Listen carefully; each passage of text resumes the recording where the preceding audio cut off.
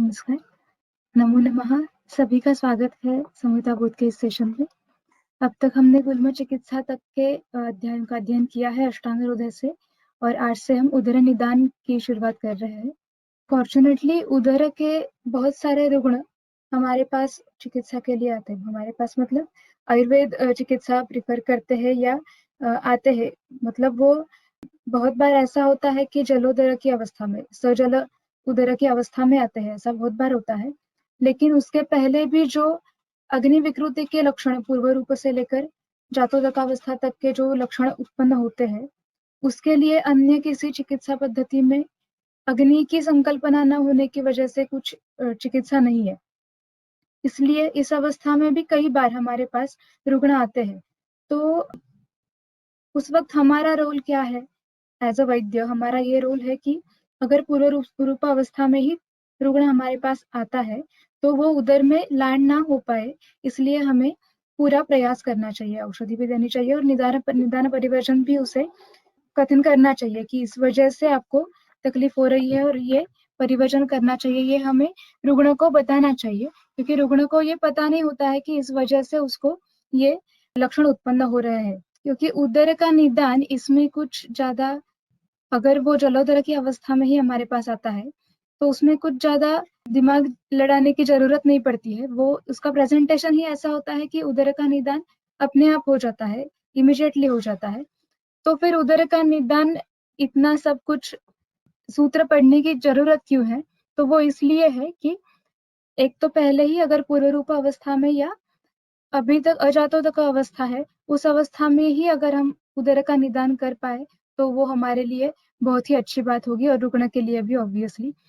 तो इसलिए हमें उदर के हेतु से लेकर उसकी संप्राप्ति का ट्रैक क्या है, पूर्व रूपावस्था में क्या क्या लक्षण उत्पन्न हो सकते हैं और कब वो सजल अवस्था में कन्वर्ट होगा और उसकी साध्यत्व क्या है, और उसे रुग्ण के जो रिलेटिव होते हैं उनको प्रत्याख्यान करके भी चिकित्सा हमें करनी है। लेकिन हमें पहले पता होना चाहिए कि इस हेतु से इतनी ज्यादा मात्रा में दोष दूषित होके पूरी संप्राप्ति होकर फिर ये उदर नाम का एक कृच्छ्रतम व्याधि उत्पन्न हुआ है। ये इसका ज्ञान अगर हमें है तो हम सम्यक कल्पना देके फिर उदर की चिकित्सा कर सकते हैं। तो 1 by 1 सूत्र पढ़ेंगे। इसके पहले हमने गुल्म निदान ये अध्याय पढ़ा था अष्टांग हृदय में से। तो गुल्म के बाद ही उदर क्यों कहा है? इसका कुछ साधर्म्य है क्या? इन दो संप्राप्तियों में कुछ साधर्म्य है क्या, वो देख लें। निदान दृष्टया कुछ साधर्म्य है क्या?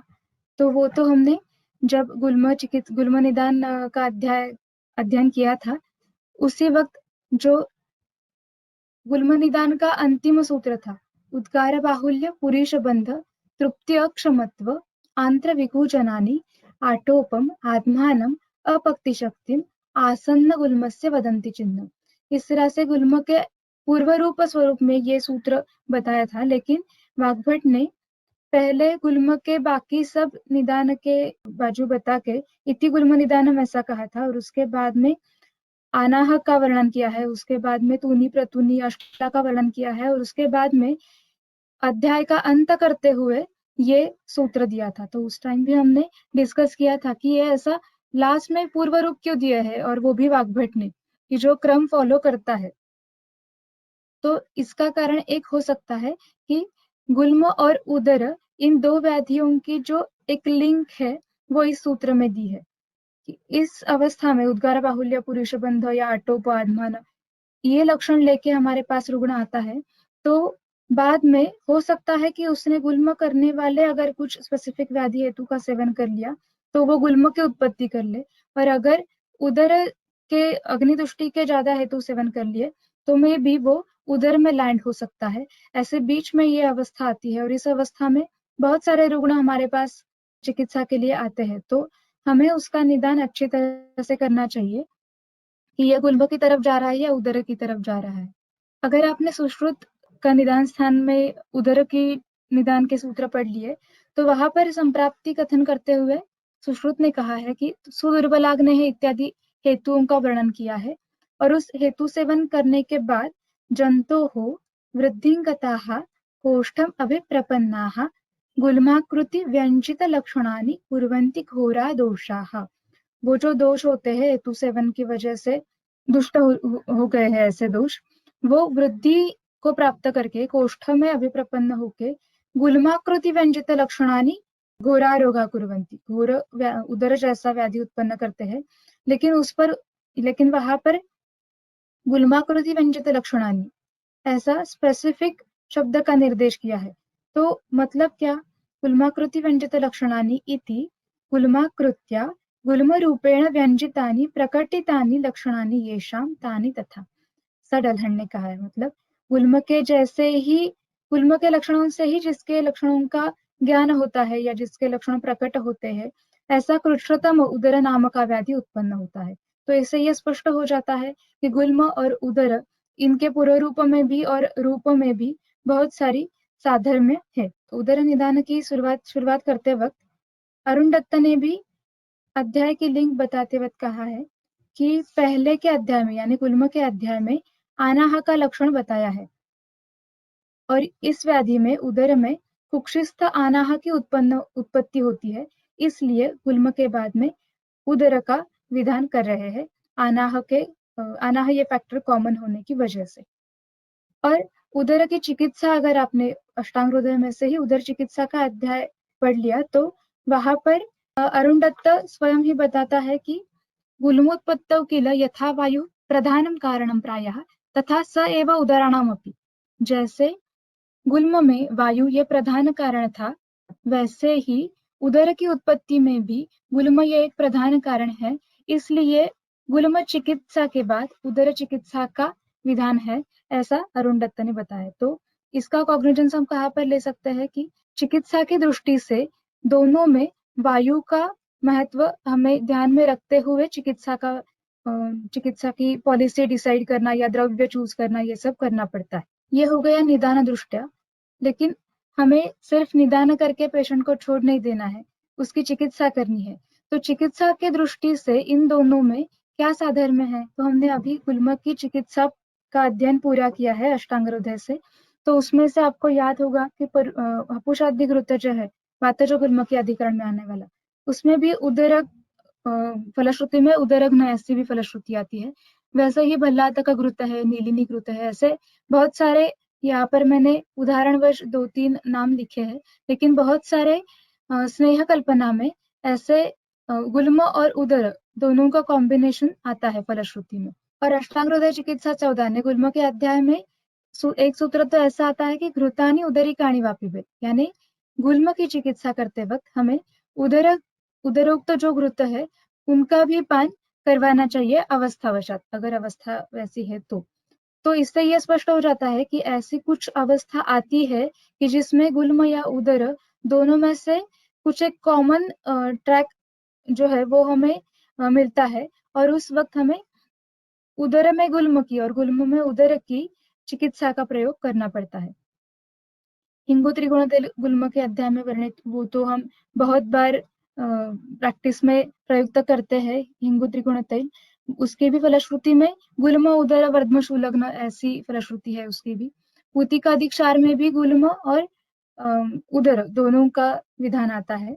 और वैसे ही अगर हमने आगे जो पढ़ने वाले हैं उदर चिकित्सा, उसमें से 1-2 सूत्र मैंने यहाँ पर लिए हैं, वहां पर भी अष्टांग हृदयकार कहते हैं कि कृतानि एतानि सिद्धानि विदध्यात् कुशलोभिषक गुल्मानां गरदोषाणां उदराणां च शान्तये। जो उदर चिकित्सा में वर्णित घृत है वो कुशल अभिषक को क्या करना चाहिए, तो वही घृत उसे गुल्म में और गरदोष में भी प्रयुक्त करने चाहिए। तो इससे यह स्पष्ट हो जाता है कि जो कॉमन एक ट्रैक है वो निश्चित ही है गुल्म और उदर ये दोनों व्याधियों में। और आगे जाके हमने अगर ये भी देख लिया कि यहाँ पर जो घृत है वही दोनों अध्याय में परस्पर अधिकरण में से घृत का ही प्रयोग करने का विधान आता है, तो इससे हमें ये भी पता चलता है कि इन दोनों व्याधियों में वो जो वात प्राधान्य वाली जो एक ट्रैक है वो ज्यादा कॉमन होगा शायद, इसलिए वो स्नेह कल्पना जो है वो दोनों व्याधियों में परस्पर अधिकरण में से प्रयुक्त कर सकते हैं। और चूर्ण में से अपुषाद्य नीलिन्यादि नारायण चूर्ण ये जो है उनमें वो आते हैं उदर चिकित्सा में, लेकिन उसकी फलश्रुति में भी गुल्म का विधान आता है। और क्षार जो है हिंगवादी और विड़ंगादि उदर चिकित्सा में वर्णित उनमें भी गुल्मघ्न ऐसी फलश्रुति हमें दिखाई देती है। तो इससे हमें ये पता चलता है कि नैदानिक दृष्टिया भी गुल्म और उदर इनमें थोड़ा कंफ्यूजन की अवस्था उत्पन्न हो सकती है या एक कॉमन ट्रैक आता है। वैसे ही चिकित्सा की दृष्टि से भी हमें कभी कभी परस्पर अधिकरण में से द्रव्य प्रयुक्त करने पड़ते हैं, इसलिए गुल्म के बाद उदर का विधान करना स्वाभाविक है। अब उदर का निदान हम 1 बाय 1 सूत्र पढ़ते हैं अष्टांग हृदय से। रोगाः सर्वे अपि मन्देग्नौ सुतराम् उदराणि तु अजीर्णान् मलिनैश्चान्नैः जायन्ते मलसंचयात्। ये हमारा फेवरेट सूत्र होता है। जब से हमने ये सूत्र पढ़ा है सेकेंड ईयर में, तब से हमें किसी भी व्याधि की संप्राप्ति याद नहीं आती है, तो हम मंदे अग्नो ऐसा करके शुरुआत करते हैं और उसके लिए हमें सूत्र का भी ग्रंथ में ही विधान है। तो इसलिए हमें कोई ये बराबर नहीं है ऐसा नहीं कह सकता, ऐसा हमें लगता है। इसलिए हम ये सूत्र बहुत बार प्रयुक्त करते हैं जब हम पेपर लिखते हैं, उस वक्त ये सूत्र हम बहुत बार रेफरेंस देते हैं इसका। लेकिन ऐसा नहीं है, ऐसे कई व्याधि है कि जिनमें अग्निमांद्य ये कंडीशन नहीं है, लेकिन फिर भी व्याधि उत्पन्न होता है। तो ये जो है वो हमें प्रायः ऐसे लेना है। सर्वे अपि रोगाः मंदे अग्नौ जायन्ते सुतराम उदराणि तु। यहाँ पर ये विशेष करके क्यों लिख रहा है, क्योंकि मंदाग्नि ये प्रीकंडीशन होने की वजह से लगभग सभी व्याधि उत्पन्न हो सकते हैं, लेकिन विशेषतः उदर ये व्याधि मंद अग्नि इस प्रीकंडीशन के बाद उत्पन्न होता है, ऐसा यहाँ पर अर्थ लेना चाहिए। तो मंदाग्नि ये प्रीकंडीशन हो गई। और क्या हेतु होते हैं उदर ये व्याधि उत्पन्न करने के लिए। अब ये बार बार नहीं कहेंगे कि ये उदर के अधिकरण में जो हेतु वाग्भट ने उद्धृत किए हैं वो व्याधि हेतु है, और जो वात पित्त कफ या दोषज हेतु है वो पहले ही निदान स्थान के पहले अध्याय में वर्णन कर चुके हैं। तो ये जो है वो सिर्फ व्याधि हेतु ही है। दूसरा क्या हेतु बताया है, अजीर्ण। अजीर्ण इसका सामान्य अर्थ भी ले सकते हैं कि जो अन्न जीर्ण नहीं हुआ है, या अरुण दत्त की टीका अगर आपने देखी तो वहां पर उसने कहा है कि चतुर्विधा अजीर्ण का वर्णन जो किया है पहले ही, तो वो भी यहाँ पर उसका ग्रहण कर सकते हैं। बार बार आमाजीर्ण या विदग्ध या विष्टब्ध या रसशेषाजीर्ण में से कुछ हो रहा है तो, नहीं तो मलिन अन्न सेवन, मलिनश्च अन्नैः। अब मलिन अन्न सेवन यानी क्या, तो मलिन का अर्थ पूती, पर्युषित या संकीर्ण ऐसा ले सकते हैं। पूती पर्युषित तो हमें पता है बासी खाना या पूतत्व जिसको आ गया है ऐसा खाना खा लेना। संकीर्ण यानी इसका शब्दशः अगर अपने अर्थ ले लिया तो वो कुछ मिला के खाना ऐसा होता है, लेकिन कुछ भी मिला के खाने से वो मलिन नहीं हो जाता। तो अगर हमने चक्रपाणी की टीका में कफज कृमि की जो हेतु बताया है, उस पर जो चक्रपाणी की टीका है वहां पर उसने संकीर्ण भोजन का अर्थ दिया है। संकीर्ण भोजन यानी क्या, तो घृणा विषय मलादि मिश्रित व्यंजनादि भोजनम। जो भोजन हम सेवन कर रहे हैं उसमें मलादि जो घृणा उत्पन्न करने वाले हैं ऐसे कुछ द्रव्य उसमें मिला दिए हैं, और वो भोजन अगर हमने कर लिया तो उसे हम मलिन कह सकते हैं। यह मलिन अन्न सेवन या अजीर्ण मंदाग्नि की अवस्था में अगर रुग्ण ने सेवन कर लिया तो उससे क्या हो जाता है, तो मल संचय हो जाता है, और उस मल संचय की वजह से आगे की संप्राप्ति उदर की तरफ जाती है। तो यहाँ पर मल संचय ऐसा क्यों बताया है, मलचय ऐसा ना बताते हुए मल संचय ऐसा क्यों बताया है, तो वो प्रकर्ष हमें बताने के लिए किया है। कि अगर चक्रपाणी की टीका हमने देख ली तो ये हमें पता चलता है कि उसमें मंदाग्नि और मलिनान्न ये दोनों जो हेतु दिए हैं उन दोनों को अलग अलग दोषत्रय कर्तृत्व है। सिर्फ मंदाग्नि या सिर्फ मलिनान्न सेवन ये तीनों दोषों का निर्माण कर सकता है, दुष्टि कर सकता है। तो यहाँ पर तो दोनों का उल्लेख किया है, मंदाग्नि भी और मलिनान्न भी। तो इन दोनों हेतुओं की वजह से मल का अतिमात्रा में प्रकर्ष से चय हो जाएगा। ये हाईलाइट करने के लिए मल संचय, सिर्फ मलचय न बताते हुए मल संचय इस शब्द का प्रयोग यहाँ पर वाग्भट ने किया है। इसका रिफ्लेक्शन हमें चिकित्सा में भी मिलता है। आपको सभी को ज्ञात ही होगा कि उदर के चिकित्सा में विरेचन का वर्णन आता है और उसका कारण बताते हुए वाग्भट क्या कहता है कि दोषाति मात्रोपचयात् स्रोतो मार्ग निरोधनात् संभवन्ति उदरम, दोष अतिमात्र उपचयात् उदरम संभवति, अतः नित्यम विरेचयेत्। इसलिए चिकित्सा में भी उसका नित्य विरेचन करने का विधान आता है। आगे संप्राप्ति। ऊर्ध्वाधो धातवोरुध्वा वाहिनीः अम्बुवाहिनीः प्राणाग्न्यपानान् सन्दूष्य कुर्युत्वं मांससन्धिकाः आत्माप्य कुक्षिम उदरम। धातवः यानी क्या, वातादि जो है वो ऊर्ध्वाधः अम्बुवाहिनीः वाहिनीः रुध्वा, अम्बुवाही, अम्बु का वहन करने वाली जो वाहिनी है, जो स्रोतस है, उसमें ऊर्ध्व और अधः रोध करके प्राण अग्नि अपानान संदूष्य, प्राण अग्नि और अपान इन तीन भाव पदार्थों का दुष्टि करके त्वं मांस संधिका, स्पेसिफिकली व्याधि के स्वभाववशात वो दोष कहाँ पर जाते हैं, तो त्वं मांस संधिग, मांस संधिगत होते हैं।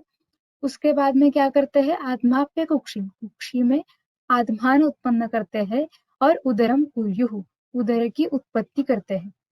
तो यहाँ पर भी हमें वो ऊर्ध्वाधो की लिंक मिल जाती है। ऊर्ध्वाधो रोध होना, ये गुल्म की भी संप्राप्ति में हमने देखा था। ऊर्ध्वाधो मार्गम आवृत्य कुर्वते शूल पूर्वकम स्पर्शोपलभ्यम गुल्माख्यम, ऐसा वर्णन वहां पर भी किया था। तो वही लिंक इस संप्राप्ति में भी कॉमन है। और अगर आपने ये त्वंग मांस संधि कहा, ये अगर देख लिया शब्द, तो उदर के बाद में जो पांडु या शोथ का वर्णन करने वाले हैं, उसमें दोष त्वंग मांस संधि ग होना, ये कॉमन फैक्टर आता है। तो यहाँ पर धातवः ऊर्ध्वाधो अम्बुवाहिनी वाहिनी रुध्वा, यानी रोध ही होता है, लेकिन स्पेसिफिकली किस स्रोतस में रोध होता है, तो अम्बु वह स्रोतस में। ये वाग्भट की विशेषता है कि अगर आपने चरक पढ़ लिया तो वहां पर मंदे अग्नौ मलिनैः भुक्तैः अपाकात् दोष संचयः प्राणाग्निपानान् संदूष्य मार्गान् रुद्ध्वा अधरोत्तरान् क्वग्मांसान्तरम् आगम्य कुक्षिम आत्मापयन् भृशं जनयन्ति उदरम, ऐसा एक सूत्र पहले कहा है। उसके बाद में हेतु दिए है, उसके बाद में पूर्व रूप का वर्णन किया है, और उसके बाद में पुनश्च एक बार संप्राप्ति का ही कथन किया है। और वहां पर रुद्ध्वा स्वेदाम्बुवाहिनी दोषा श्रोताओं से संचिता प्राणाग्निपानान् संदूष्य जनयन्ति उदरम नृणाम्, ऐसे दो जगह पर संप्राप्ति का वर्णन किया है। और वाग्भट ने ये दोनों को मिला के एक ही सूत्र में उसको बांध दिया है।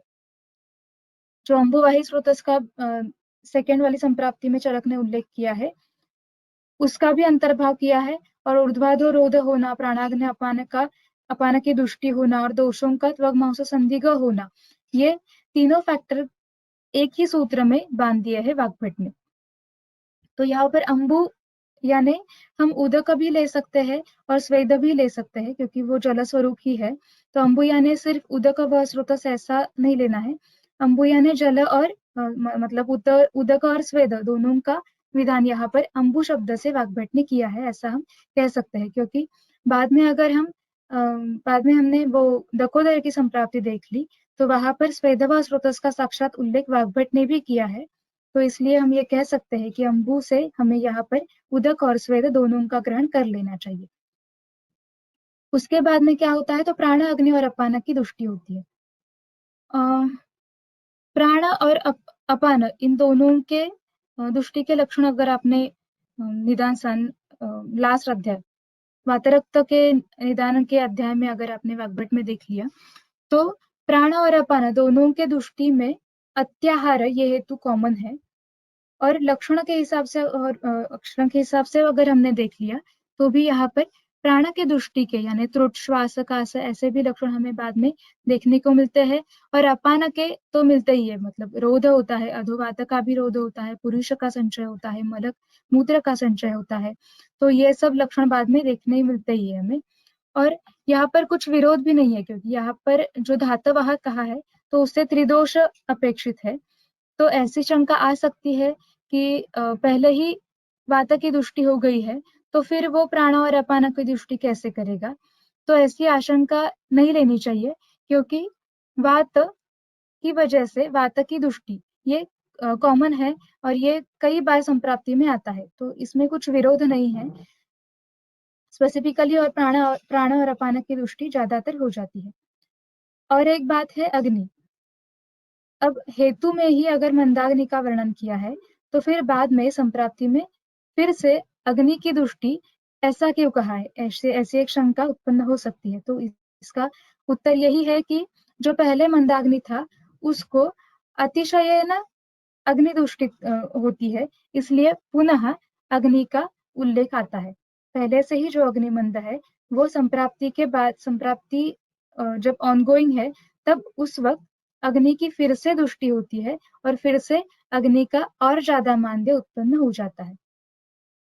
और व्याधि के स्वभाववशात वो जो सब दोष है वो ऊर्ध्वाधः रोध होने के कारण बाकी कहीं पर न जाते हुए त्वग मांस संधिग ही होते हैं और उसमें से भी कुक्षी में ही आत्मान उत्पन्न करते हैं। ये उदय की विशेषता है। अगर ऐसा नहीं हुआ तो त्वग मांस संधिगत दोष जो है वो शोथ भी उत्पन्न कर सकते हैं किसी अन्य जगह पर भी, लेकिन यहाँ पर स्पेसिफिक हेतुओं की वजह से प्राण अग्नि और अपान की दृष्टि होके कुक्षी में ही आत्मापन होता है और उदर की उत्पत्ति होती है। और एक बात जो मल संचय के बारे में ही कहनी थी वो बताना भूल गई मैं, कि ये जो व्याधि है वो आशुकारी नहीं है कि हमने आज कुछ हेतु सेवन कर लिया, कल पूरी संप्राप्ति हो गई और परसों हमें उदर की उत्पत्ति होते हुए दिखाई दे रही है। ऐसा बिल्कुल नहीं होता है। ये चिरकालीन संप्राप्ति है। बहुत ज्यादा दिन तक हेतु सेवन चलता रहता है, संप्राप्ति भी धीरे धीरे धीरे होती रहती है। उसके बाद में रूपावस्था और उसके बाद में दकोदर की अवस्था ऐसे उत्पन्न होते हैं। ये हमें ध्यान में रखना है। सिर्फ कल कुछ अग्निमांद्य का हेतु सेवन कर लिया इसलिए हमें उदर की आशंका या उदर के पूर्व रूप है क्या, ऐसी आशंका बिल्कुल नहीं लेनी है। उसके बाद में भेद बता रहे हैं उदर के। अष्टधा तच्च भिद्यते पृथक दोषैः समस्तैः च लीह बद्ध क्षतोदकैः। तच्च यानी उदर जो है वो अष्टधा भिद्यते, उसके 8 भेद, 8 प्रकार से उसके भेद कर सकते हैं। वातोदर, पित्तोदर, श्लेष्मोदर ये पृथक दोष से होने वाले, समस्त ही यानी सन्निपातोदर, और विशेष रूप से जिसकी हेतु विशेष है, संप्राप्ति विशेष है और उसमें उदर उत्पन्न होता है, ऐसे 4 भेद बताए हैं। लीहोदर, बद्धोदर, क्षतोदर और दकोदर। जो हमने पिछले सूत्र में संप्राप्ति देखी है वो सिर्फ दोषज उदर भेदों के लिए एप्लीकेबल है। लिहोदर, बद्धोदर, क्षतोदर और दकोदर के हेतु से लेकर संप्राप्ति तक सभी जो बातें हैं वो भिन्न है, वो उस स्थान पर अलग से बताएंगे। उसके बाद में एक सूत्र आता है तेन आर्ताः, तेन यानी उदरेन आर्ताः। वो रुग्ण कैसा होता है इसका प्रेजेंटेशन हमें क्लिनिकल प्रेजेंटेशन बता रहे हैं, तो इसलिए मैंने यहाँ पर उदरी रुग्ण के लक्षण ऐसा लिखा है। उदरी रुग्ण जैसा हमने पहले ही डिस्कस किया था कि उदर का रुग्ण अगर पूर्ण व्यक्ता रूप अवस्था में आता है तो उसमें निदान करने में कोई भी दिक्कत नहीं होती, क्योंकि वो उसका क्लिनिकल प्रेजेंटेशन ही ऐसा होता है कि उसे देखते ही पता चलता है कि ये उदर का रुग्ण है।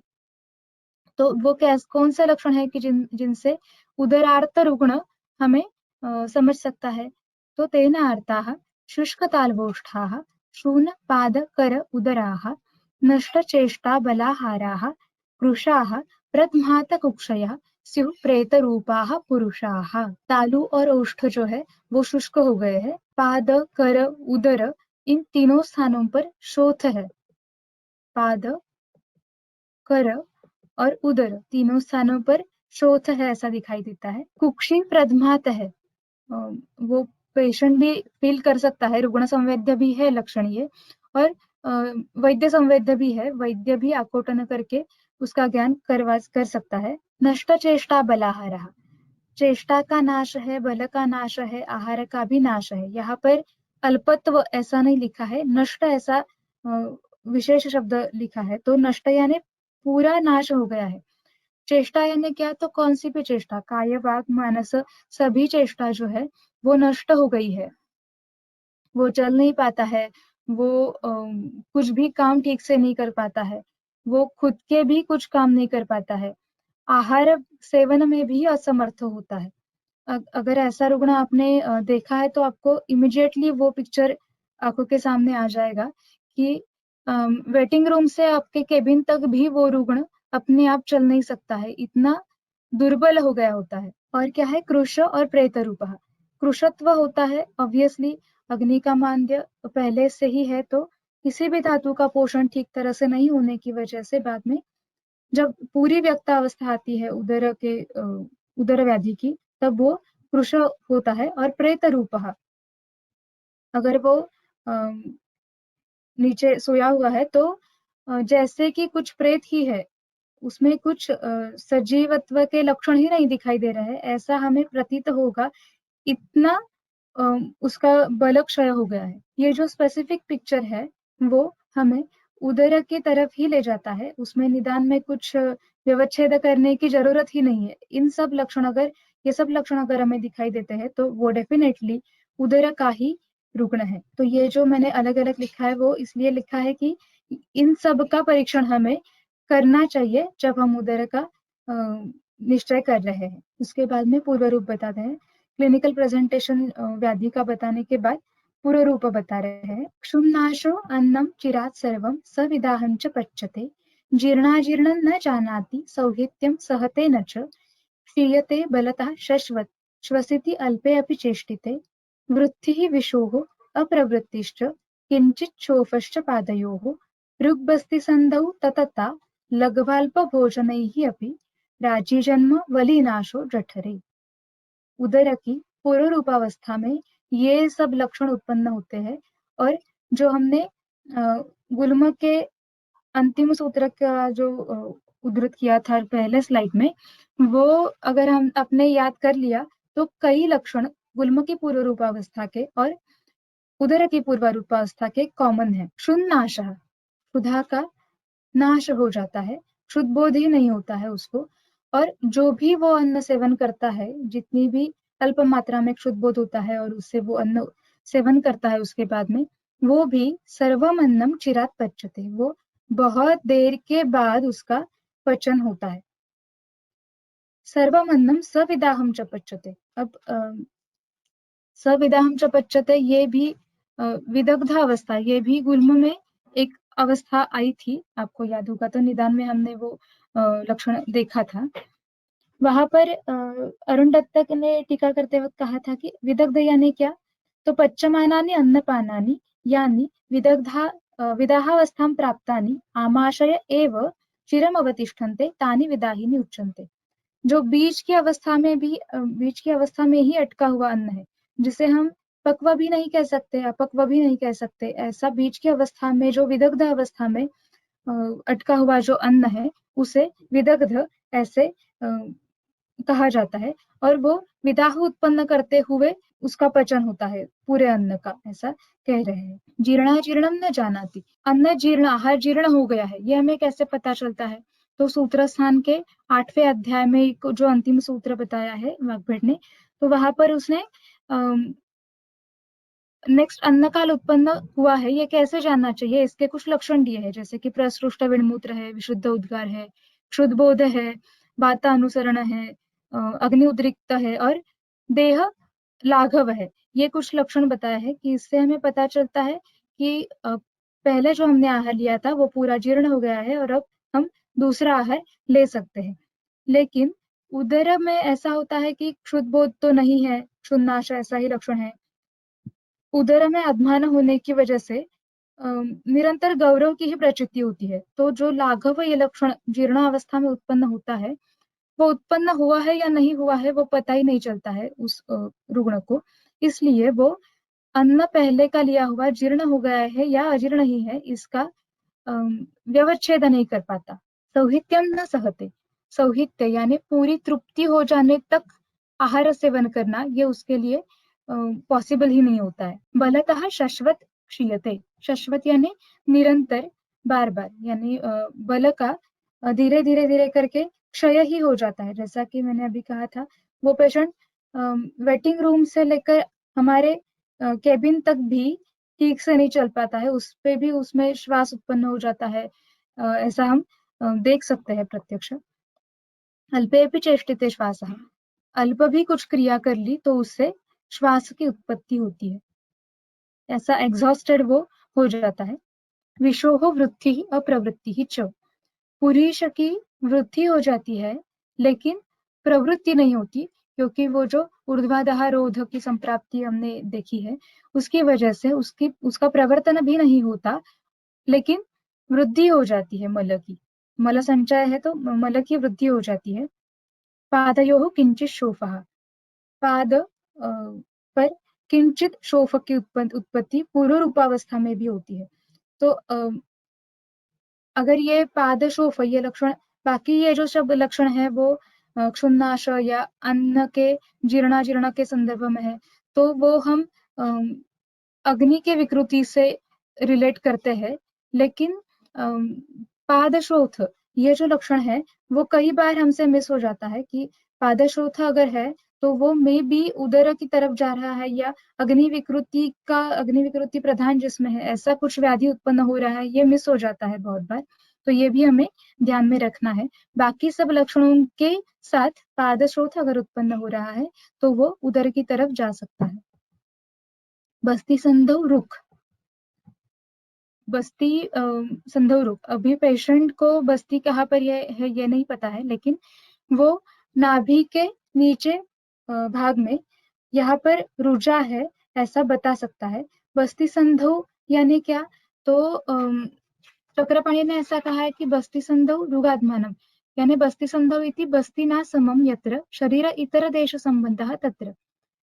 बस्ती ये जो अवयव है उसके आजू बाजू में जो भी अवयव, जो भी स्नायु, जो भी कंडरा मांस जो भी है, उसके साथ जो बस्ती अवयव का संधि है उन सभी संधियों में कुछ रुजा उत्पन्न हो जाती है और पेशेंट वो फील कर सकता है। उसके बाद में और एक लक्षण कहा है, लघु अल्प अभोजन ही अपनी तत्तता, लघु अन्न का भी सेवन कर लिया, मात्रा अल्प अगर ले ली और इससे भी आगे जाके अभोजन, भोजन ही नहीं किया है तो भी तत्तता यानी पूरा वो पेट भर गया है या टेंस ऐसा जो फीलिंग होता है वो आ जाता है। तो ये पूरे उदर में भी हो सकता है या स्पेसिफिकली बस्ती संधि जो है वहां पर ये तत्तता ज्यादा अनुभव हो सकती है पेशेंट को।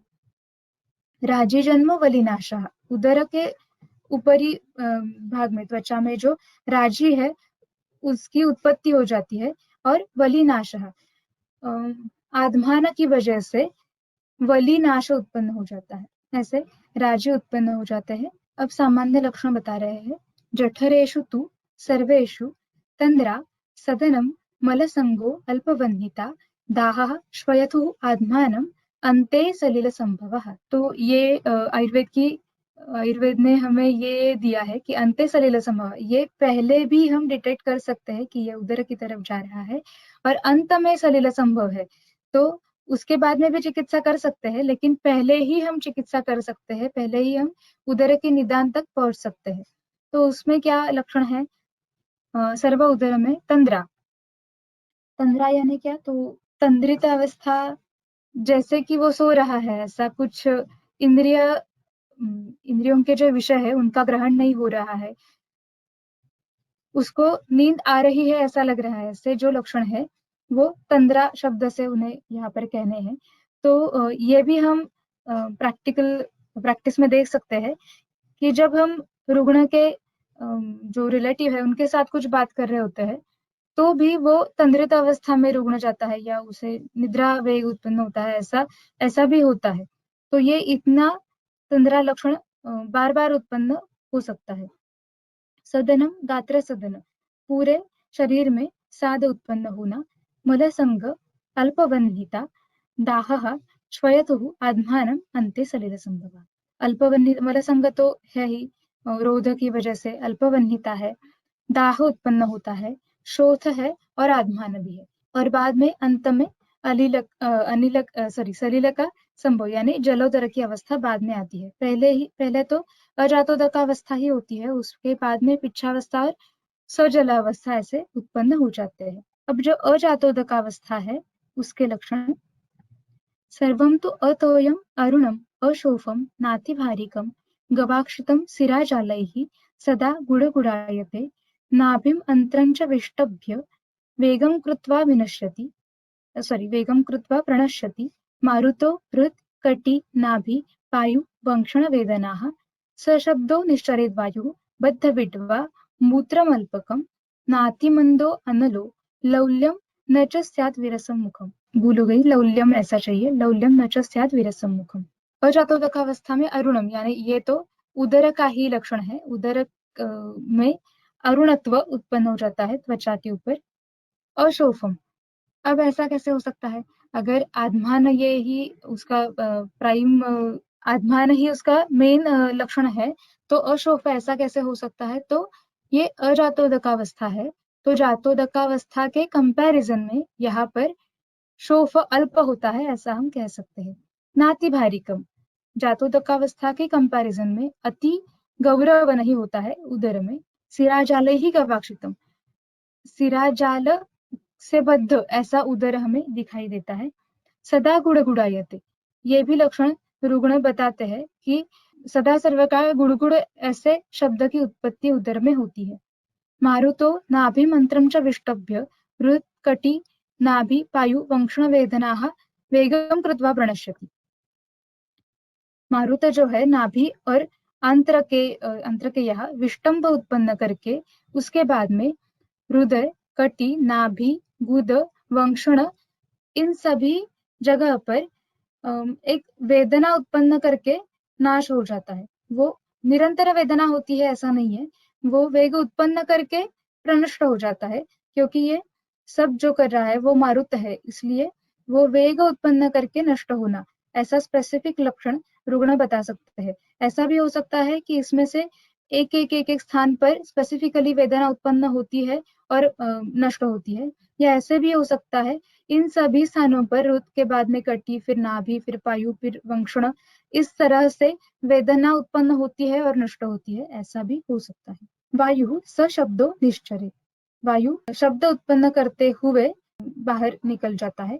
बद्ध विड्वा, विड्बध्वा, मलरोध होता है। मूत्र मल्पकम, क्योंकि अपान की ही दृष्टि होती है, इसलिए अपान के क्षेत्र में जो कुछ है उस सभी का रोध होना ये ऑब्वियस है। मूत्र का भी अल्प प्रवर्तन होता है। न अति मंदो अनल, कंपेयर टू जातोदकावस्था अनल उतना मंद नहीं होता है। लौल्यम, लौल्यम ये आहार के संदर्भ में लिखा है यहाँ पर। लौल्य यानी वो विकृत लौल्य ऐसा नहीं, लेकिन अन्न लिप्सा होती है, अन्न के प्रति द्वेष नहीं होता है, ये हमें इस लौल्य शब्द से अर्थ लेना चाहिए। मुखम विरसम न स्यात्, जो बाद में होने वाला है, मुख वैरस से उत्पन्न होने वाला है, वो इस अवस्था में अजातोदक अवस्था में नहीं है। तो ये हमें शीघ्र चिकित्सा करने जैसी अवस्था है, और इस अवस्था में ही अगर चिकित्सा हमने शुरू कर दी तो पॉसिबिलिटीज देयर कि वो रुग्ण पूरा ठीक हो सके। अब अजातोदकावस्था जो है वो सभी दोषज प्रकारों के लिए कॉमन ही है, इसलिए उसका कथन पहले कर दिया, और उसके बाद में अब एक एक दोष की वजह से होने वाले उदर का वर्णन कर रहे हैं।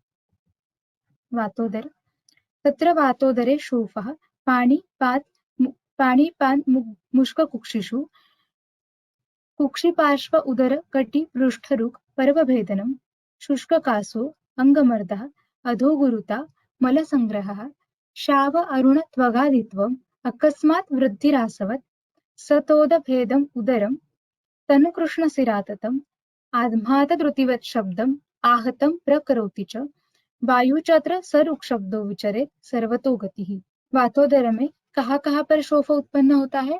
तो कर, पाद, मुष्क और कुक्षी, इन सभी जगह पर शोफ उत्पन्न होता है, और ये हम प्रत्यक्ष देख सकते हैं। कई बार आपने रुग्ण देखे होंगे कि मुष्क पर भी शोफ उत्पन्न होना ये दिखता है हमें।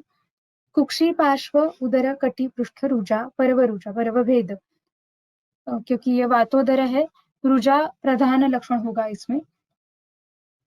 शुष्क कास होता है, अंगमर्द होता है, अधः गुरुत्व होता है, अधः यानी शरीर में अधः गौरव उत्पन्न होना, मल संग्रह होता है, और त्वगादि जो भाव है जो ज्वर के निदान में पहले वर्णन किया था, त्वग मुख नेत्र वगैरह, वो सब भावों में शाव और अर्ण वर्ण की प्रचिति हो जाती है। और वात प्रधान उदर होने के कारण अकस्मात वृद्धि ह्रासवत, अकस्मात उसमें वृद्धि हो जाती है या ह्रास भी हो जाता है। तो ये हमें डिफरेंशिएट करना पड़ता है कि ये हमारे चिकित्सा से हो रहा है कि व्याधि के स्वभाव के वशात ही हो रहा है। सतोद भेदम उदरम, उदर के स्थान पर क्या क्या होता है, तो तोद उत्पन्न होता है, भेद उत्पन्न होता है, और वो उदर जो है वो तनु और कृष्ण सिरा से आतत होता है। सिर्फ एक सिरा है ऐसा नहीं है, तनु और कृष्ण ऐसे सिरा के जाल से आतत होता है, बहुत सारे सिरा हमें दिखाई देते हैं। आत्मात द्रुतिवत शब्द आहतम प्रकरोति च, उसके उदर पर अगर हमने आहत कर लिया तो आत्मात द्रुति, जैसे कुछ चर्म की थैली है, उसमें हवा भर दी है, तो उसको ऊपर से आकोटन करने के बाद जैसा आवाज हमें सुनाई देगा, वैसा ही आवाज उस वातोदर के रुग्ण में हमें उदर परीक्षण करते वक्त सुनाई देता है। वायु चत्र सरुक शब्दों विचरे सर्वतोगति, वो जो वायु है वो उदर में सर्वत्र रुजा और शब्द उत्पन्न करते हुए विचरण करता रहता है। मेरा हमें वाग्भट ने पहले ही सूत्रस्थान में बताया कि परीक्षण कैसे करना चाहिए, तो दर्शन स्पर्शन प्रश्न ही परीक्षित चरोगिणम, इसलिए मैंने वो दर्शन परीक्षा से हमें वातोदर में क्या दिखाई देगा, स्पर्शन परीक्षा से क्या, और प्रश्न हमें क्या पूछने हैं, वो उदरस्थ लक्षण क्या है उसमें से, और इतर बाकी शरीर में उत्पन्न होने वाले लक्षण क्या है, ऐसा डिफ्रेंशिएट करके सिर्फ लिखा है, उसमें कुछ अलग नहीं है, सिर्फ वो कैटेगराइज किया है। एक बार देख लो। अब पित्तोदर, पित्तोदरे ज्वरो मूर्छा दाहस्तृट कटुकास्यता भ्रमो अतिसारः पीतत्वं त्वगादौ उदरं हरित पीतताम्रशिरानद्धं सस्वेदं स ऊष्म दह्यते धूमायति मृदुस्पर्शं क्षिप्रपाकं प्रदूयते। पित्तोदर में ज्वर उत्पन्न होना, मूर्छा उत्पन्न होना, दाह, तृष्णा, कटुकास्यता, ये सब पित्त के वजह से हर बार आने वाले लक्षण है। तो इनके बारे में हमने पहले के अध्याय में बहुत बार डिस्कस किया है, तो ये फिर से नहीं डिस्कस करेंगे।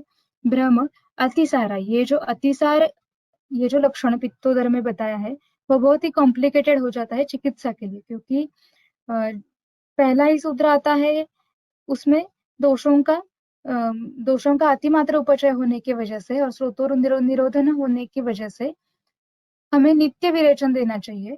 तो दोषों का वही प्रवर्तन, ये अगर चिकित्सा पॉलिसी है और अगर लक्षण अतिसार उत्पन्न हो गया है, अतिसरण मल का, तो चिकित्सा करने में बहुत लिमिटेशन आ जाते हैं। तो अतिसार ये अगर साम अतिसारण हो रहा है, साम मल का अतिसरण हो रहा है, तो हम उपेक्षा कर सकते हैं, लेकिन फिर भी उदर के रुग्ण में उसका बल बहुत ही कम हो जाता है। इसलिए अतिसार इस अवस्था में विरेचन देना, मतलब कुछ ऐसा नारायण चूर्ण जैसे ही चूर्ण का प्रयोग करना, ये या आहार में दुग्ध का प्रयोग करना जो अल्पाल्प मलरेचन करे, ऐसा जो हम कॉमनली प्रयुक्त करते हैं चिकित्सा में, उसमें बहुत ज्यादा लिमिटेशन आ जाता है अगर अतिसारीय लक्षण रूप उत्पन्न है तो। फिर बाद में पीतत्वम त्वगादो, त्वगादि भाव में पीतत्व पित्त की वजह से उत्पन्न हो जाते हैं। और उदर के ऊपर जो सिरा दिखाई देती है हमें, उत्पन्न नहीं होती है लेकिन वो हमें दिखाई देती है स्पष्ट रूप से, और उसका वर्ण कैसा होता है, हरित, पीत, ताम्र, इन वर्णों के सिरा से आनद्ध ऐसा उदर हमें दिखाई देता है दर्शन परीक्षा करने के बाद। सस्वेदम स उष्मम दह्यते, वहां पर उदर के ऊपर स्वेद प्रवर्तन ज्यादा होता है, औष्ण्य की प्रचिति होती है, हम स्पर्श करने के बाद औष्ण्य अनुभव कर सकते हैं। दह्यते, दाह, ये रुग्ण संवेद्य लक्षण है। धूमायति, जैसे कि कुछ धुआं निकल रहा है, इतना ज्यादा उसे दाह उत्पन्न होता है। स्पर्श में वो मृदु होता है पित्तोदर।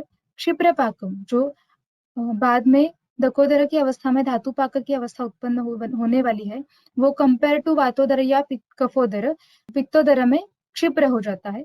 प्रदूयते, प्रकर्षेण दूयते, गुल्म में भी ये पित्त जो गुल्म में लक्षण आया था दूयते दीप्यते करके, तो दूयते यानी क्या, उष्मायते, यानी अगर कुछ अग्नि प्रज्वलित किया है और उसके बाजू में अगर हमने हाथ रखा तो जैसे हमें फील होता है, साक्षात अग्नि में हाथ प्रविष्ट नहीं किया है लेकिन बाजू में रखा है, तो जो जो फीलिंग हमें आती है वो उसे दूयते ऐसे कहते हैं।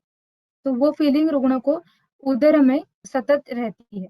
इसका भी दर्शन और स्पर्शन और प्रश्न परीक्षा से हमें परीक्षण करना है।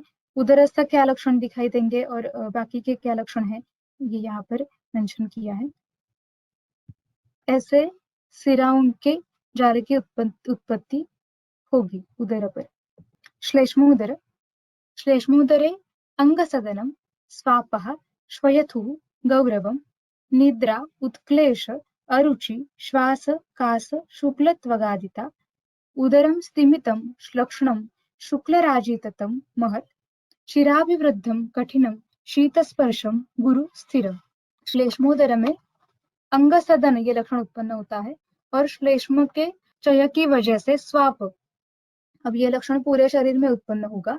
स्वाप ये लक्षण दिखाई देता है। श्वयथु शोथ उत्पन्न होता है और गौरव उत्पन्न होता है। गौरव यानी क्या कि आर्द्र चर्मावनद्धत्वम, जैसे कि कोई वस्त्र गीला करके किसी गात्र पे अगर हमने लख लिया तो वो जो फीलिंग है वो हमें गौरव इस शब्द से ज्ञात करनी चाहिए। निद्रा उत्क्लेश अरुचि श्वास कास ये सब लक्षण उत्पन्न हो जाते हैं। निद्रा यानी निद्रा तो प्राकृत ही है, लेकिन निद्रा जब लक्षण रूप में कहते हैं तो निद्रा का अर्थ हमें अति निद्रा ऐसा लेना चाहिए। दोषों का उत्क्लेश ऊर्ध्व प्रवृत्ति हो जाती है। अरुचि श्वास कास शुक्लत्व त्वगादि भावों में शुक्लत्व उत्पन्न हो जाता है। उदरम स्तिमितम श्लक्ष्णम शुक्ल राजिततम महत्, उदर जो है वो स्तिमित, स्पेसिफिक उदर में स्तिमित्य ये लक्षण रुग्ण बता सकता है। श्लक्ष्ण स्पर्श जो है उसका वो श्लक्ष्ण होगा, शुक्ल राजी से आतत होगा और आकार कंपेयर टू वात या पित्त जो उदर ये महत होगा। चिराभिवृद्धिम कठिनम शीत स्पर्शम गुरु स्थिरम, उसकी पहले ही हमने कहा है कि उदर की उत्पत्ति जो है वो चिरकाल तक ही चलती है, आशुकारी नहीं है ये व्याधि। और उसमें भी श्लेष्मोदर में चिर अभिवृद्धि ये लक्षण स्पेसिफिकली दिखता है। और जो पित्तोदर में स्पर्श करने के बाद हमें उदर में मृदु स्पर्श महसूस होता था, वो अभी अगर श्लेष्मोदर है तो सिर्फ स्पर्श से ही हम कह सकते हैं कि ये पित्तोदर है या श्लेष्मोदर है, क्योंकि यहाँ पर काठिन्य इतना ज्यादा होता है श्लेष्म की वजह से। शीत स्पर्शम, स्पर्श में स्पर्श करने के बाद शैत्य की प्रचिति होती है। गौरव रुग्ण को अनुभव होता है और वो स्थिर होता है, आकार उसका शनैः ही बढ़ता है तो वो स्थिरत्व होता है। इसका भी दर्शन स्पर्शन और प्रश्न परीक्षा से कैसे परीक्षण करना है वो चार्ट में लिखा है। अब दोषज उदर में से जो अंतिम भेद है सन्निपातोदर। त्रिदोषकोपनैः तैः तैः स्त्रीदत्तैश्च रजोमलैः गरदूषिविषाद्यैश्च सरक्ताः सञ्चितामलाः कोष्ठं प्राप्य विकुर्वाणाः शोषमूर्च्छाभ्रमान्वितं कुर्युः त्रिलिङ्गम् उदरं शीघ्रपाकं सुदारुणं बाधते तच्च सुतरां शीतवाताभ्रदर्शने। हेतु क्या है? तो त्रिदोष प्रकोपक हेतु जो वाग्भट में निदानसान में पहले अध्याय में ही कथन कर दिया है। मिश्री भावा समस्तानाम संधिपातस्तथा पुनः संकीर्णाजीर्ण विषम विरुद्धाद्य शनादि भी, ये मिश्री भावा समस्तानाम से लेकर संकीर्णाजीर्ण विषम विरुद्धाद्य शनादि भी तक जो हेतुओं का वर्णन निदानसान के पहले अध्याय में कर दिया है, उन सभी हेतुओं से सन्निपातोदर उत्पन्न हो सकता है, क्योंकि वो सन्निपात के लिए कारणीभूत ऐसे दोष है।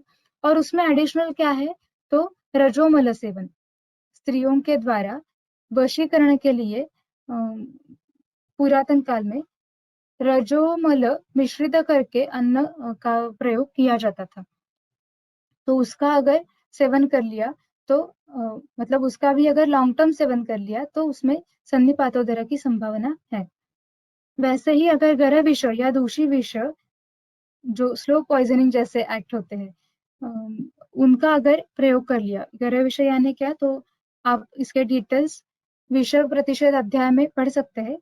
नाना प्राण्यंक शमल विरुद्ध औषधि भस्मनाम विषाणाम च अल्पवीर्याणाम योगो गर इति स्मृतः।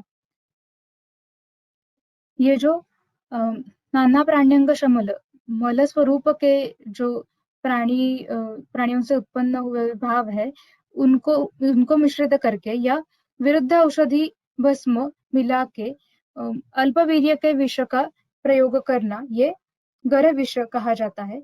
गर विष ये कृत्रिम विष है, और वो विरुद्ध अन्न जो है वो भी गर विष के अंतर्गत ही आता है। विरुद्ध अन्न का तो बहुत विस्तृत वर्णन हमारे संहिताओं में है, लेकिन हम वो बहुत विस्तार हो जाएगा इसलिए यहाँ पर नहीं कह रही हूँ।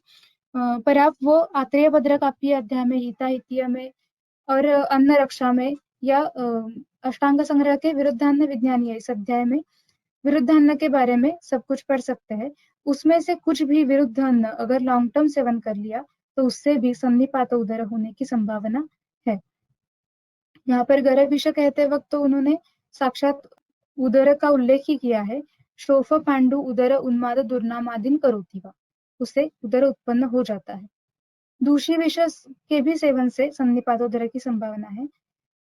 वो क्या है, तो जीर्णम विषग्न औषधि भी हतम वा दावाग्नि वात आतप शोषितम वा स्वभावतो वा न गुणैः सुयुक्तम दूषी विषाख्यम विषम अभ्युपैति। और वो कैसे होता है, तो दुष्योदर लिंग जुष्टम, वहां पर स्पेसिफिक उल्लेख किया है कि दुष्योदर यानी सन्निपात उदर के लिंग से वो जुष्ट होता है, युक्त होता है। जो जीर्ण हो गया है, पुराण हो गया है विष, या विषग्न औषधि से हत किया गया है, या दावाग्नि वात या आतप की वजह से उसके विषत्व ये वीर्य जो है उसका शोषण हो गया है, या फिर स्वभावतः वो गुण युक्त नहीं है, ऐसा जो विष है वो दूषी विष संज्ञा को प्राप्त हो जाता है। ऐसे विष का अगर मनुष्य ने सेवन कर लिया तो वो सन्निपातोदर इस अवस्था में लैंड हो सकता है। अब ऐसा प्रश्न आता है कि मल मिश्रित अन्न कोई क्यों सेवन करेगा? तो ऐसा हो सकता है जब हम घर में खाना बनाते हैं तो उसमें तो ऐसा कुछ भी नहीं होता है, लेकिन जब बड़ी मात्रा में कैंटीन में या होटल में जब खाना पकाते हैं तो उसमें कुछ मल स्वरूप मिश्रित हो जाना, ये उसकी संभावना रहती है क्योंकि वो बहुत लार्ज स्केल में बनता है। तो उसमें संभावना रहती है कि उसमें कुछ श्रमल या बाकी कुछ विष सदृश कुछ जो द्रव्य है वो मिला लिए है, ऐसा हो सकता है।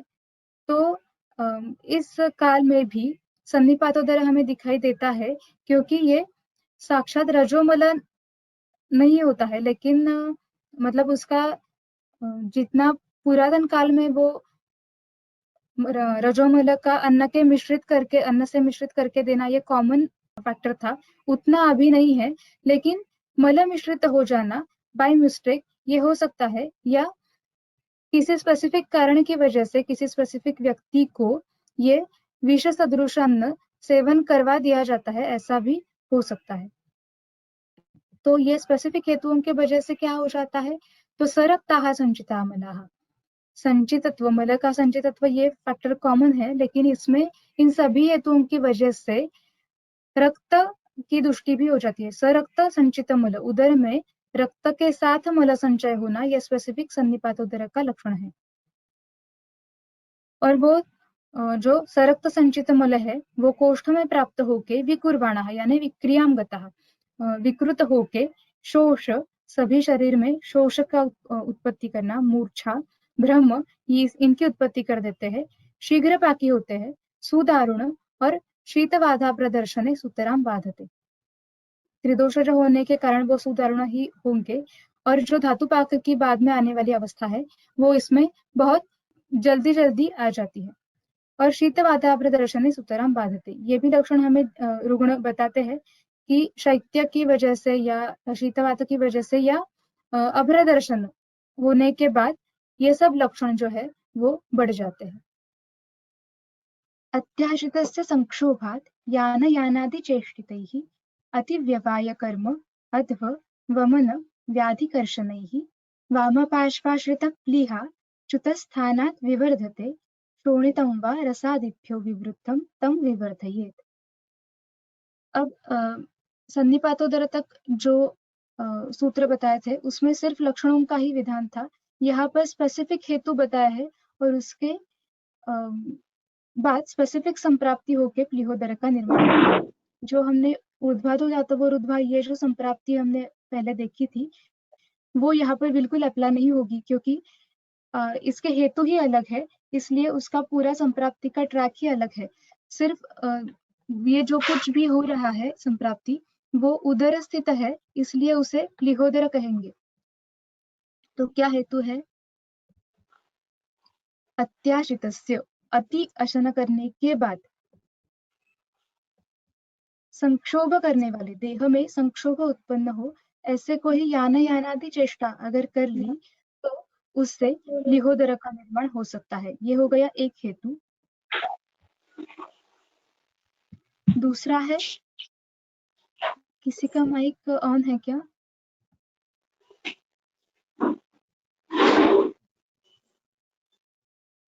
हेलो,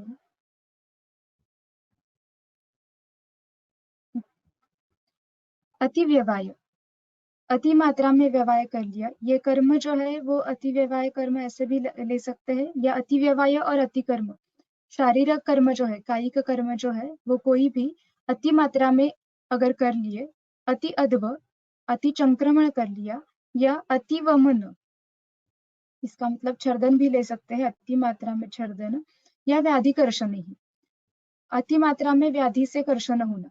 व्याधि कर्षण यानी ज्वर, सर्दी, अतिसार ऐसे जो व्याधि है जिनसे शरीर कर्षित हो गया है, उनमें क्या होता है? वाम पार्श्वाश्रित प्लीहा च्युतस्थानात् विवर्धते। वाम पार्श्व यानी लेफ्ट लैटरल, जो इसका स्थान बताने के लिए ये शब्द का प्रयोग किया है। प्लीहा कैसे, कौन सी प्लीहा? जो वाम पार्श्व में श्रित है, ऐसी जो प्लीहा नाम का अवयव है वो उसका क्या होता है? स्थानात् च्युतः, वो स्वस्थान से च्युत होती है। उसका प्राकृत स्थान है वाम पार्श्व, वाम पार्श्व, उस स्थान से इन हेतुओं की वजह से प्लीहा च्युत होती है और विवर्धते, स्थान से च्युत होकर उसका उसकी वृद्धि होती है। दूसरी वाली संप्राप्ति है रसादिभ्यो शोणितम विवृद्धम तम विवर्धयेत्। तम यानी प्लीहानि, शोणित की विवृद्धि से प्लीहा उत्पन्न होना या प्लीहा वृद्धि होना।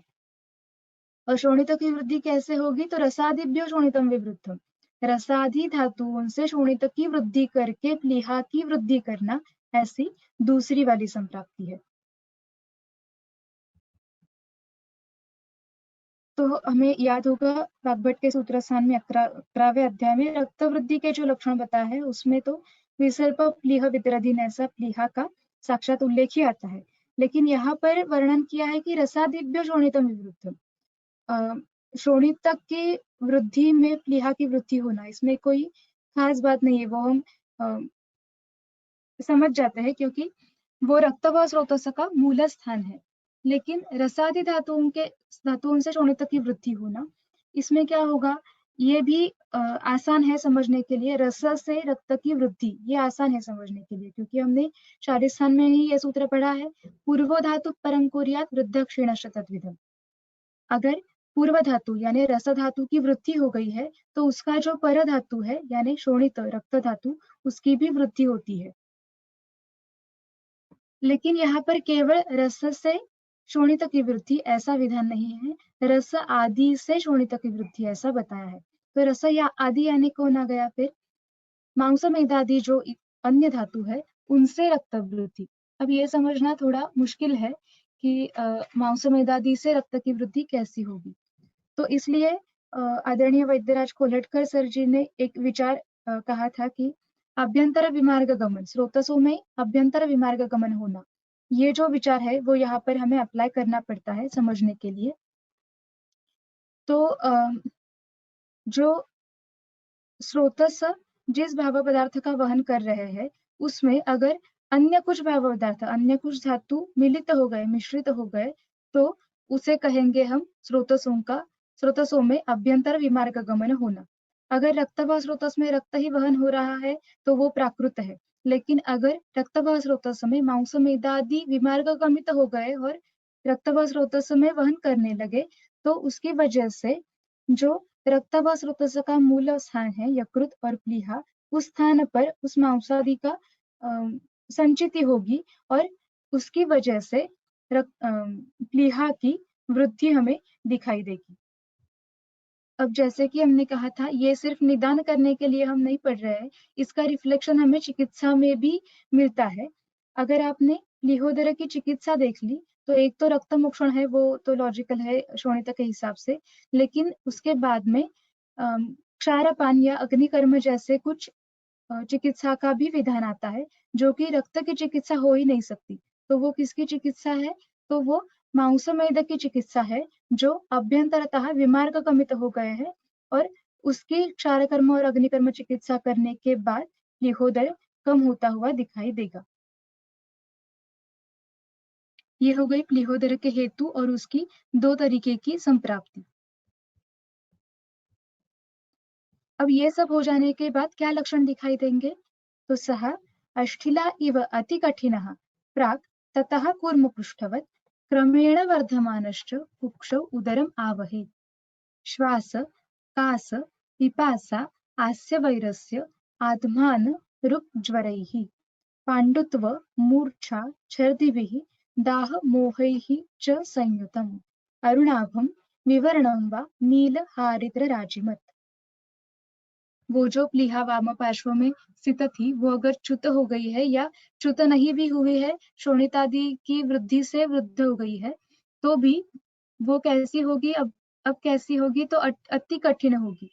और पहले प्राक उसका आकार कितना होगा? अष्ठिला जैसा होगा। अब अष्ठिला का हमने गुल्म के निदान करते वक्त भी अध्ययन किया था। तो अष्ठिला यानी अठली, बीज जो होता है फलक का, वो नहीं तो और एक अर्थ भी है पेबल, स्टोन, जो छोटे छोटे स्टोन होते हैं वो, ऐसे कुछ स्ट्रक्चर, या फिर अठली के जैसे, बीज के जैसे, ऐसा कुछ हमें अति कठिन और आकार में थोड़ा कम, ऐसा कुछ हमें स्पर्श परीक्षा करने के बाद अनुभव होगा। क्रमेण वर्धमान, ये इतना जो स्ट्रक्चर है वो क्रम से वर्धमान होके ऐसा बन जाता है। कूर्म पृष्ठवत, उसका फीलिंग इतना कठिन होता है कि वो कूर्म के पृष्ठ के जैसा ही कुछ अंदर है, ऐसा हमें अनुभव होता है स्पर्श परीक्षा करने के बाद। लेकिन ये जो है वो झटके से हो गया, एक सुबह इतना था और रात को इतना हो गया, ऐसा नहीं होगा, थोड़ा ग्रेजुअली होगा। लेकिन फिर भी जो दोषोदर की संप्राप्ति थी, उसमें जो मल संचय होके जो संप्राप्ति का ट्रैक चल रहा था, उसको जितना समय लगेगा उससे कंपैरेटिवली प्लीहोदर की संप्राप्ति जल्दी हो जाएगी। लेकिन बहुत ही इमीडिएटली होगी ऐसा नहीं है, थोड़ी देर के बाद, ये थोड़े दिन के बाद ये ऐसा आकार मानतः भी उसकी वृद्धि और अति कठिन ऐसा कुछ हमें फील होगा।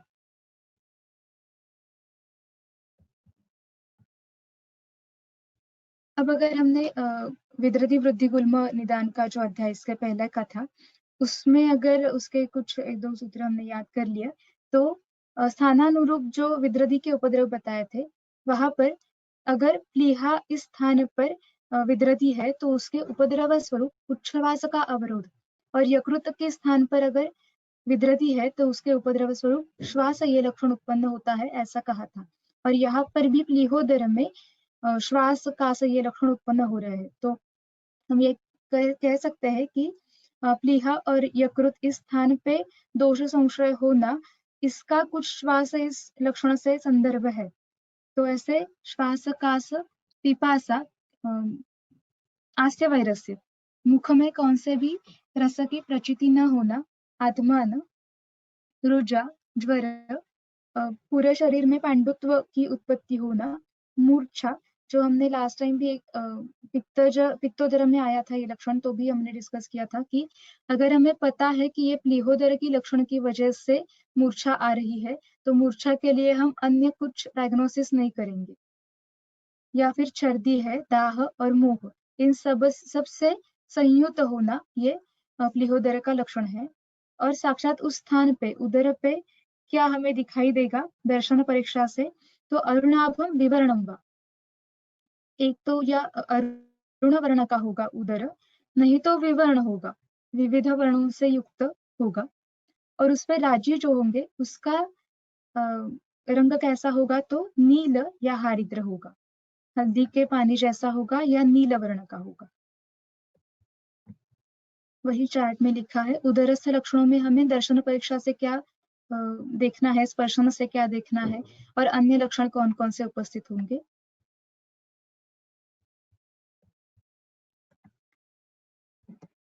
अब प्लीहोदर का ही आगे का सूत्र है। उदावर्त रुचा आनाहैः मोह त्रुट दहन ज्वरैः गौरव अरुचि काठिन्यैः विद्या तत्र मलानक्रमात्। तत्र यानी प्लीहोदर में क्रम से हमें इस लक्षणों से मल यानी दोषों का ज्ञान करना है। अगर उदावर्त रुजा आनाह ये लक्षण उपस्थित है तो वात का अनुबंध है। अगर तृष्णा दाह ज्वर ये लक्षण उपस्थित है तो पित्त का अनुबंध है। और अगर गौरव अरुचि और काठिन्य ये लक्षण है तो कफ का अनुबंध है। तो अगर सामान्य लक्षणों में ही उसमें अति कठिनत्व होना ये लिखा है, तो अगर वो वात के अनुबंध से उत्पन्न हो रहा है प्लीहोदर, तो उसमें काठिन्य नहीं होगा क्या? तो ऐसा हो नहीं सकता, क्योंकि वो व्याधि के संप्राप्ति में ही लिखा है कठिनत्व होना। तो हम ये कह सकते हैं कि कंपैरेटिवली वात का अनुबंध और कफ का अनुबंध है, तो कफ के अनुबंध में काठिन्य ज्यादा होगा, लेकिन वात के अनुबंध में बिल्कुल नहीं होगा ऐसा नहीं है, लेकिन कंपैरेटिवली कफ के अनुबंध से कम होगा, इतना हम कह सकते हैं। अब यहाँ पर चक्रपाणी का भी एक विधान मैंने कोट किया है, जो अष्टोदरीय में चरक ने गणना करते वक्त पंच प्लीहा रोग ऐसी गणना की थी। तो ये जो 5 प्लीहा रोग है, इनका किसी अन्य व्याधि में या सेपरेटली फिर से वर्णन नहीं आता है। सिर्फ प्लीहोदर इस व्याधि में ही प्लीहा की कुछ दृष्टि होना ऐसा वर्णन आता है। तो इसलिए यहाँ पर चक्रपाणी ने एक्सप्लेन किया है कि ये जो 5 प्लीहा रोग है, वो पहली जो संप्राप्ति थी प्लीहा च्युत होके विवर्धन होना, इस संप्राप्ति में अगर वात या पित्त या कफ या संधिपात से उत्पन्न होती है तो वो 4 भेद हो गए। और 5वां जो भेद है वो शोणित की वृद्धि जनित जो प्लीहा उत्पन्न होती है, प्लीहा की वृद्धि होती है, वो 5वां प्लीहा रोग हो गया। वाग्भट में भी कई बार कई कल्पों के फलश्रुति में हमें, कई योगों के फलश्रुति में प्लीहा ऐसा विधान आता है, तो वहां पर हमें ये प्लीहा वृद्धि ऐसे ही याद कर लेना चाहिए। इसलिए ये यहाँ पर कोट किया था मैंने। यहाँ पर प्लीहोदर समाप्त होता है। जो दोषोज उदर के बाद में पहला अलग सा भेद था उदर का प्लीहोदर, वो यहाँ पर समाप्त होता है। उसके बाद है यकृतोदर, जिसकी गणना हमने जो 8 भेद किए थे उनमें नहीं की थी। तो ये क्या है? प्लीहवत दक्षिणात पार्श्वात कुर्यात यकृत अपिच्युतम। अगर प्लीहा के जैसे ही दक्षिण पार्श्व से यकृतच्युत हो गया तो वो यकृतोदर की उत्पत्ति करेगा। तो फिर इसकी गणना क्यों नहीं की है? तो इसके लिए हमें चरक का सूत्र देखना पड़ेगा। तुल्य हेतु लिंग औषधत्वात् तस्य प्लीह जठर एव अवरोधः। जैसे कि हम पहले से कह रहे हैं, हम ये सब अध्ययन क्यों कर रहे हैं? हमें चिकित्सा करनी है, इसलिए हम अध्ययन कर रहे हैं। तो अगर उसके हेतु समान है, लिंग समान है यानी लक्षण समान है, और चिकित्सा तत्व भी समान है, तो हम इसका अलग से अध्ययन नहीं करेंगे। अगर आपने चिकित्सा स्थान में देख लिया तो जो चिकित्सा तत्व है वो समान ही है। थोड़ा थोड़ा भेद है। रक्तमोक्षण का जब विधान आता है तो अगर प्लीहोदर है तो वाम बाहु से सिरा व्यध करने का विधान है, और अगर यकृतोदर है तो दक्षिण बाहु से सिरा का व्यध करने का विधान है। लेकिन जो बेसिक चिकित्सा तत्व है वो समान ही है, इसलिए यकृतोदर का अंतर्भाव भेदों की गणना करते वक्त प्लीहोदर में ही किया है। उसके बाद में आता है बद्धकोदोदर।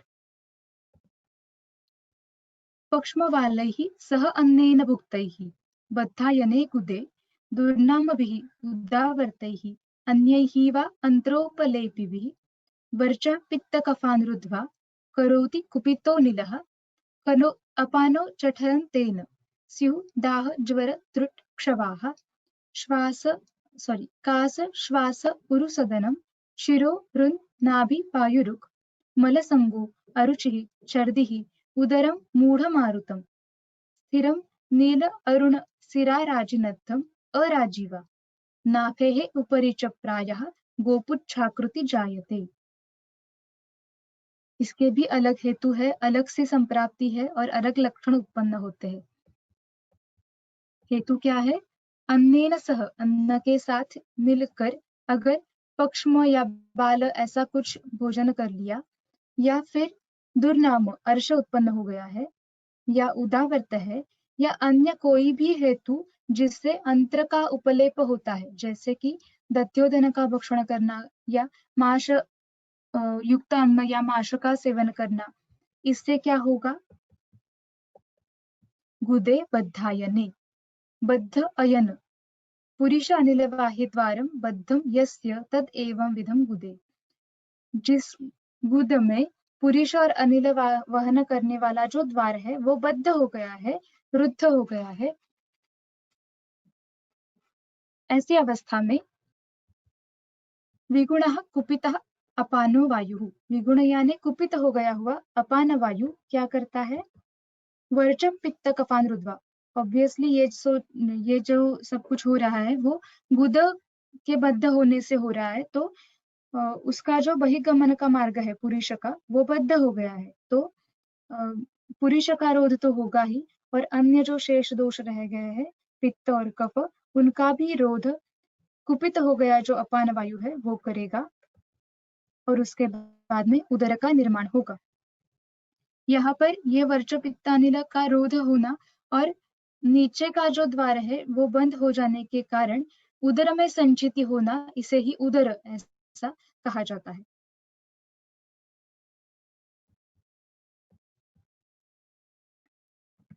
अब लक्षण जो हमने सूत्र में पढ़े थे वो यहाँ पर दिए हैं। दर्शन परीक्षा से हमें उदरस्थ क्या लक्षण दिखाई देंगे? तो नील अरुण सिरा राजिनद्धम, सिरा और राजी दोनों नील अरुण वर्ण के होंगे, या फिर अराजी।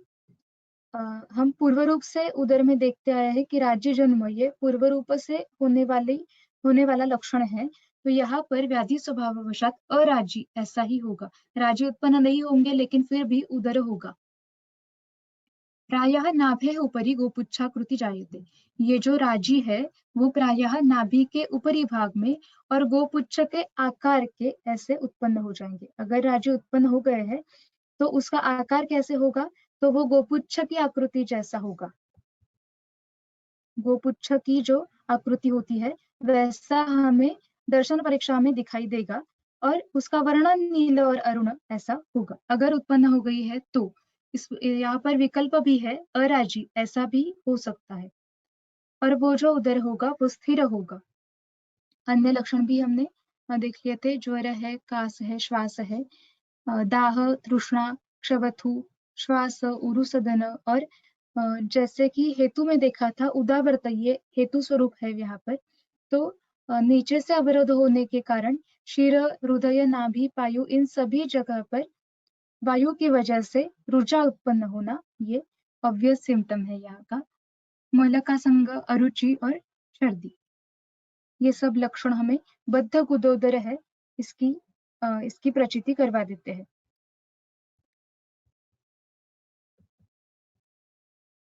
उसके बाद में आता है छिद्रोदर। इसके नाम में ही हमें पता चलता है कि उदर में छिद्र उत्पन्न होकर संचिति होने वाली है। तो एग्जैक्टली वो किस हेतु से और किस प्रकार से संप्राप्ति होगी ये अब देखते हैं। अस्थ्यादि शल्लैः स अन्नैः चेत् भुक्तैः अत्यशनेन वा विद्यते पच्यते वा अन्त्रं तच्छिद्रैः च स्रवद्बहिः आम एव गुदातेति ततो अल्पाल्पं सविड्रसः तुल्यः कुणपगन्धेन पिच्छिलः पीतलोहितः शेषश्च आपूर्य जठरं घोरम् आवहेत् वर्धये तत् अधो नाभेः आशु चेति जलात्मताम् उद्रिक्त दोषरूपं च व्याप्तं च श्वासदृग्भ्रमैः छिद्रोदरम इति प्राहुः परिस्रावी इति च अपरे। इस छिद्रोदर को परिस्रावी उदर ऐसा भी नाम लिखा है। क्यों? क्योंकि उस छिद्र से स्राव होता रहता है और परितः स्राव होते रहने से उसका नाम किसी अन्य ग्रंथकार ने परिस्रावी ऐसा भी कहा है। तो फिर से हेतु और संप्राप्ति देखते हैं। अस्थि आदि शल्य, अस्थि आदि यानी क्या? तो कुछ भी जिससे छिद्र उत्पन्न हो सकता है अंत्र में, जैसे कंटक होगा या तृणकाष्ठ ऐसा कुछ होगा जिसके चुभने से अंत्र में भेद हो सकता है। ऐसा कुछ अगर अन्न के साथ सेवन कर लिया, अब ऐसा कुछ कोई शौक से तो सेवन नहीं करेगा, लेकिन अगर अपराधवशात या गलती से दिखाई नहीं दिया इसलिए उसका सेवन कर लिया, ऐसा अगर हो गया, नहीं तो फिर क्या? अत्यशनेन, ये खुद से होने वाला अपराध है, प्रज्ञा अपराध है कि अति अशन, हमारी तृप्ति हो गई है, इसके बाद में भी इतना अन्न सेवन कर लेना कि उससे क्या होता है? अंतरम भिद्यते अथवा पच्यते, अंतर का भेद हो जाए या वो पाक हो जाए, इतना अन्न सेवन कर लेना, ये अगर कर लिया तो क्या होगा? अंतर में भेद होगा, यानी वहां पर छिद्र का निर्माण होगा। तच्छिद्रैः आम एव बहिः स्रवत् अल्पाल्पं सविड्रसः गुदात् एति एति आगच्छति। गुद से बाहर निकलता है कुछ। क्या बाहर निकलता है? जो अंत्र में छिद्र उत्पन्न हो गया है उससे आम रस ही बहिस्रवण होता रहता है उदर में, और वो जो उदर में बहिस्रवित हो गया है वो अल्पाल्प करके विड रस के साथ मिलकर गुद से बाहर निकलता हुआ हमें दिखाई देता है। कि हमें अंत्र का छिद्र तो बाहर से दिखाई नहीं देगा, तो हमें क्या दिखाई देगा या रुग्ण को क्या पहले मालूम होगा? तो गुद मार्ग से ये ऐसे आम और अल्पाल्प सविड रस ऐसा स्राव हो रहा है, ये लक्षण उपस्थित होगा। वो स्राव कैसा होगा? तो कुणपगंधेन तुल्यः, बहुत ही दुर्गंधित ऐसा होगा, पिच्छिल होगा, कंसिस्टेंसी उसकी पिच्छिल होगी, और वर्ण कैसा होगा? तो पीत लोहित, इस वर्ण का स्राव गुद से होगा। शेषः रसः जठरम आपूर्य, जो शेष रस रह गया है, शेष यानी क्या? जो छिद्र से बाहर निकला है, बाहर श्रवण हो गया है लेकिन गुद से बाहर नहीं निकला है, ऐसा जो शेष रस उपस्थित होगा वो ऑब्वियसली कहाँ पर संचित होगा? तो जठर में ही संचित होगा, और वो जठर का आपूर्ण करते रहेगा और उससे घोर जठर नाम के व्याधि का निर्माण शरीर में होगा। ये जो व्याधि है वो बहुत ही आशुकारी, और उसका साध्यत्व में वर्णन किया है कि पक्ष के बाद वो असाध्य हो जाता है, तो इतनी जल्दी वो उसकी चिकित्सा हमें करनी पड़ेगी।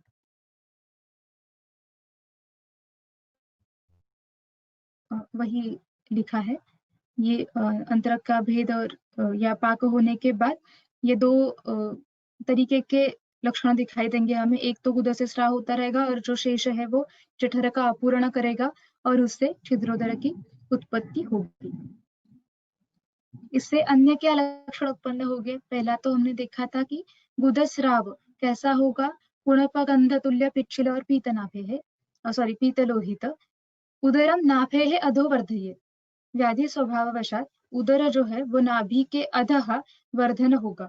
यानी ऐसा नहीं है कि नाभि के ऊपर के भाग में बिल्कुल प्राकृत उदर का आकार होगा, ऐसा नहीं है, लेकिन कंपैरेटिवली नाभि के ऊर्ध्व भाग से ज्यादा अधो भाग में वर्धन हमें दिखाई देगा। आशु चैत्य जलात्मता, जलात्मता यानी जातोदक अवस्था जो है वो आशु झटके से बहुत ही जल्दी आ जाएगी। जैसे कि हमने अभी देखा था कि वो एक पक्ष के बाद असाध्य होता है, ऐसा अगर लक्षण है तो उसके पहले छिद्र उत्पन्न होके वो स्राव होके उसमें जल संचिति होके सब कुछ घटना होने वाली है। तो ये आशु होने वाली संप्राप्ति है। उद्रिक्त दोष रूपम, दोष रूप यानी वात पित्त कफ के जो भी लक्षण वहां पर उत्पन्न होंगे वो उद्रिक्त आधिक्य से उत्पन्न होंगे, और श्वास तृष्णा भ्रम ये लक्षण भी उत्पन्न होंगे। इन सब में जो हमें डायग्नोसिस तक, जो हमें परफेक्ट निदान तक ले जाएगा वो लक्षण क्या है, तो गुदस्राव, इस वर्ण का गुदस्राव अगर है, और अगर हमने हेतु की हिस्ट्री ले ली और उसमें कुछ अत्यशन का या अस्थ्यादि शल्य अन्न के साथ भोजन करने का कुछ भी हेतु हमें मिलता है, तो डेफिनेटली वो छिद्रोदर ही है, और उसी तरीके से हमें चिकित्सा के लिए प्रयुक्त होना है। ये गुदे से ऐसा स्राव होना, ये अतिसार में भी मिलता है, लेकिन वो इतना झटके से नहीं होगा, इतना जल्दी जल्दी नहीं होगा। अतिसार की संप्राप्ति भी उसके पहले कुछ अग्निमांद्य के लक्षण दिखाई देंगे, या वो जो संप्राप्ति होगी वो कंपैरेटिवली धीरे धीरे धीरे होती रहेगी, और उसके बाद में ये ऐसा कुछ गुदा से स्राव होना ये होगा। लेकिन इस संप्राप्ति में छिद्रोदर में वो झटके से हो जाएगा।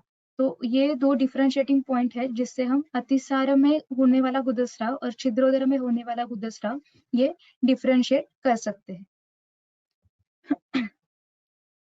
अब इसके बाद में आता है दकोदर। इसके बारे में बहुत सारे कंफ्यूजन्स होते हैं। जब हम विद्यार्थी दशा में होते हैं, पढ़ते हैं, तब तो हमें दकोदर और जातोदक अवस्था, इन दोनों में बहुत ज्यादा कंफ्यूजन होता है। लेकिन एक्चुअली ऐसे कंफ्यूज होने की कुछ भी जरूरत नहीं है। जैसे कि प्लीहोदर है या बद्धोदर है या छिद्रोदर है, उनमें कुछ अलग से स्पेसिफिक हेतुओं के कारण स्पेसिफिक संप्राप्ति होके उदर का निर्माण होता है।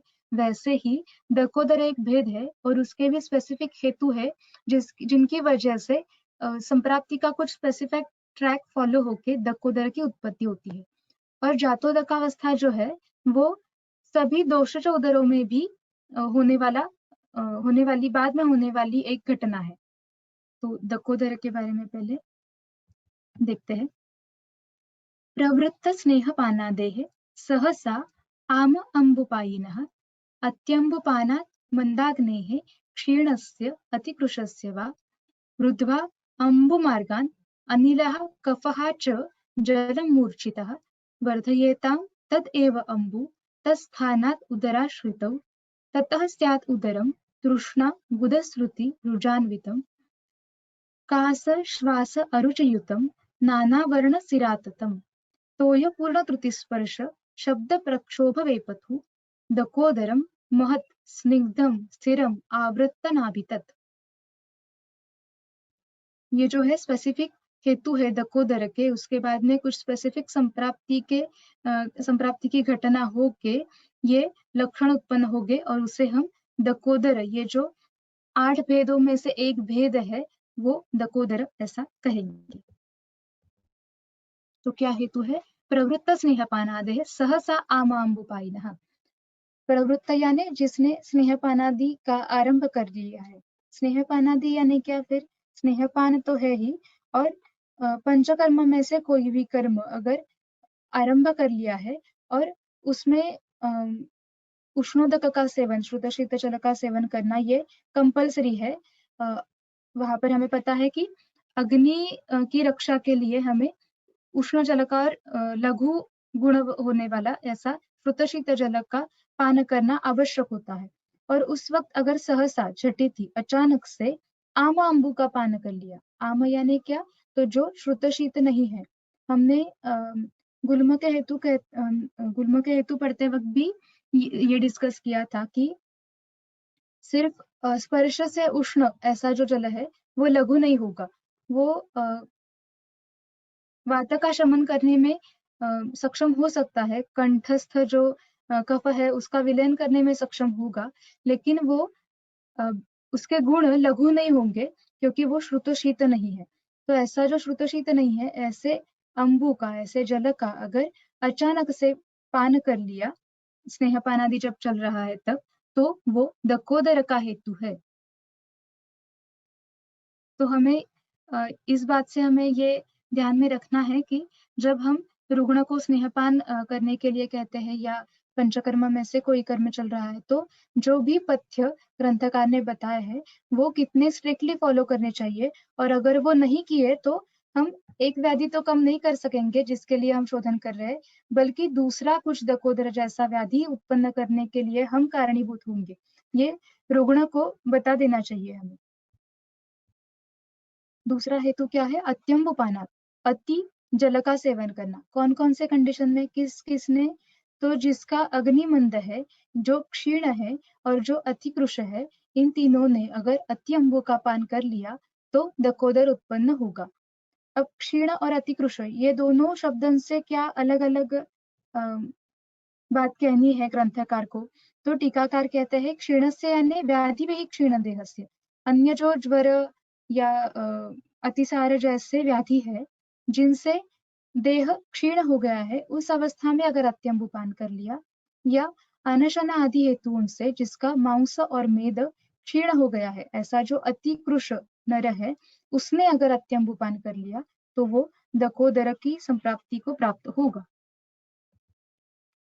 ये संप्राप्ति कैसे होगी? जलमूर्छिता, जो अति अम्बुपान कर लिया है उससे मिश्रित, मूर्छित यानी मिश्रित अनिल और कफ, ये दो दोष अम्बु मार्गान रुद्वा क्या करते हैं? अम्बु उदक के मार्ग, उदक के स्रोतस का रोध करते हैं। तौ वातकफो उदराश्रितो तदेव अम्बु तत्स्थानात् वर्धयेताम। ये जो वातकफ है उदराश्रित, वो तदेव अम्बु, जिसके साथ उनकी मूर्छना हुई है, वो अम्बु उसी स्थान में यानी उदर में ही उसका वर्धन करते हैं। ततस्यात् उदरम, उसके बाद उदर की उत्पत्ति होती है। यहाँ पर जो सब है वो जल ही है, जल का ही अति सेवन कर लिया, जल के ही साथ अनिल और कफ मिश्रित हो गए, अम्बु व स्रोतस का रोध हो गया और उसके बाद में उस जल की वृद्धि हो गई।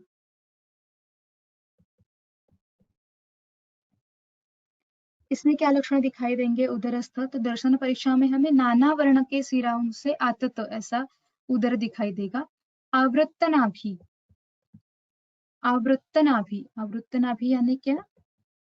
आसमन्तात् वृत्ता वर्तुला नाभिः यस्य, आसमन्तात् सभी बाजुओं से, वृत्त या वर्तुलाकार नाभि जिसकी है वो आवृत्त नाभि, ऐसा स्पेसिफिक लक्षण दकोदर में उत्पन्न होगा। दर्शन परीक्षा से भी वो स्निग्ध दिखाई देगा और कंपेयर टू अदर भेद ऑफ उदर ये महत होगा, बहुत ही बड़ा उदर होगा। स्पर्शन परीक्षा से हमें क्या अनुभव होगा? तो तोय पूर्ण द्रुतिवत उसका उदर का स्पर्श होगा, शब्द प्रक्षोभ होगा और वेपथु भी होगा। तोय पूर्ण द्रुतिवत यानी जिस चमड़ी के थैली में अगर हमने जल भर दिया और उसको हमने ऊपर से स्पर्श कर लिया या उसका आकोटन कर लिया या उसको ताड़न करने के बाद जो कंप उत्पन्न होता है उस थैली पे, वैसा ही अनुभव हमें दकोदर की अवस्था में रुग्ण का उदर परीक्षण करने के बाद, स्पर्शन परीक्षा करने के बाद हमें अनुभव होगा। स्निग्धत्व और स्थिरत्व दकोदर में होगा। अन्य लक्षण क्या उपस्थित होंगे? तो श्वासकास होगा, तृष्णा, गुदश्रुति, रुजा, कास, श्वास और अरुचि, ये लक्षण भी उपस्थित होंगे। यहाँ पर महत होना और आवृत्त नाभि होना और ये तोय पूर्ण द्रुतिव स्पर्श, ये दकोदर के स्पेसिफिक लक्षण है जो हमें जो अगर दिखाई दे रहा है तो हम कंफ्यूज होने का कुछ चांस ही नहीं है, वो दकोदर ही होगा।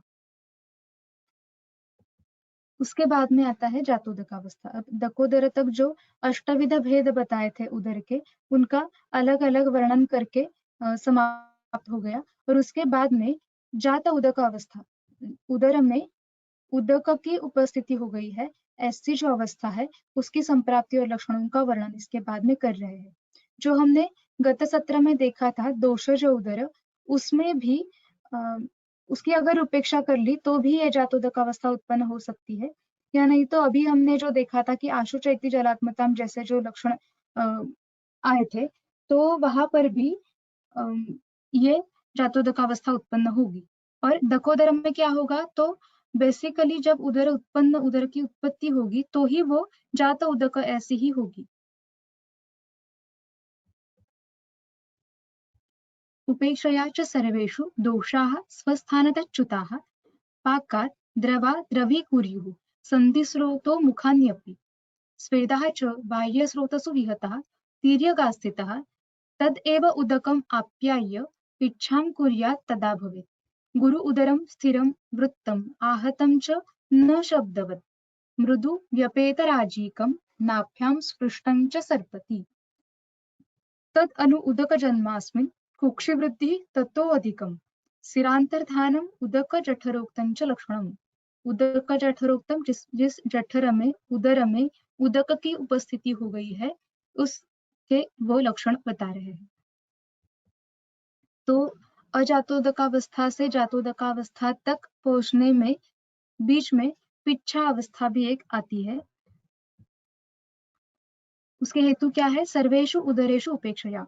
अब तक जो उदर भेदों का वर्णन किया है उनकी अगर उपेक्षा की, यानी अगर समय रहते हुए उसकी चिकित्सा नहीं की तो क्या होगा?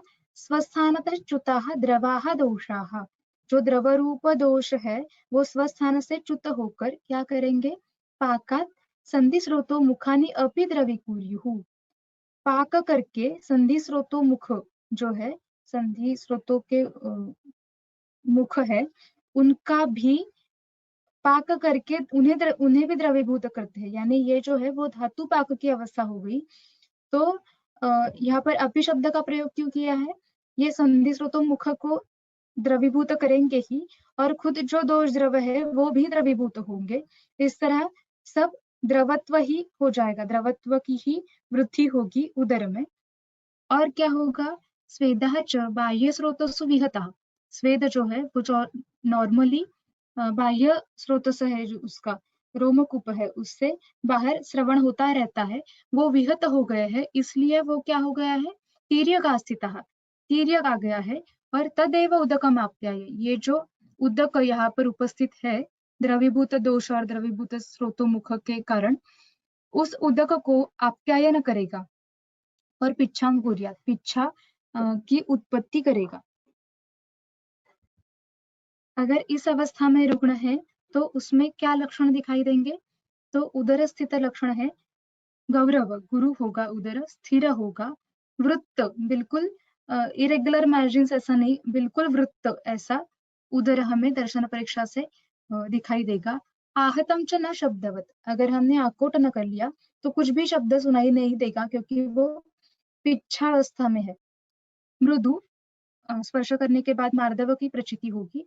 व्यपेत राजिकम, पहले जो पूर्व रूप अवस्था से लेकर अजातोदक अवस्था में जो राज्य उत्पन्न हो गए थे वो इस अवस्था के वशात व्यपेत यानी लुप्त हो जाएंगे।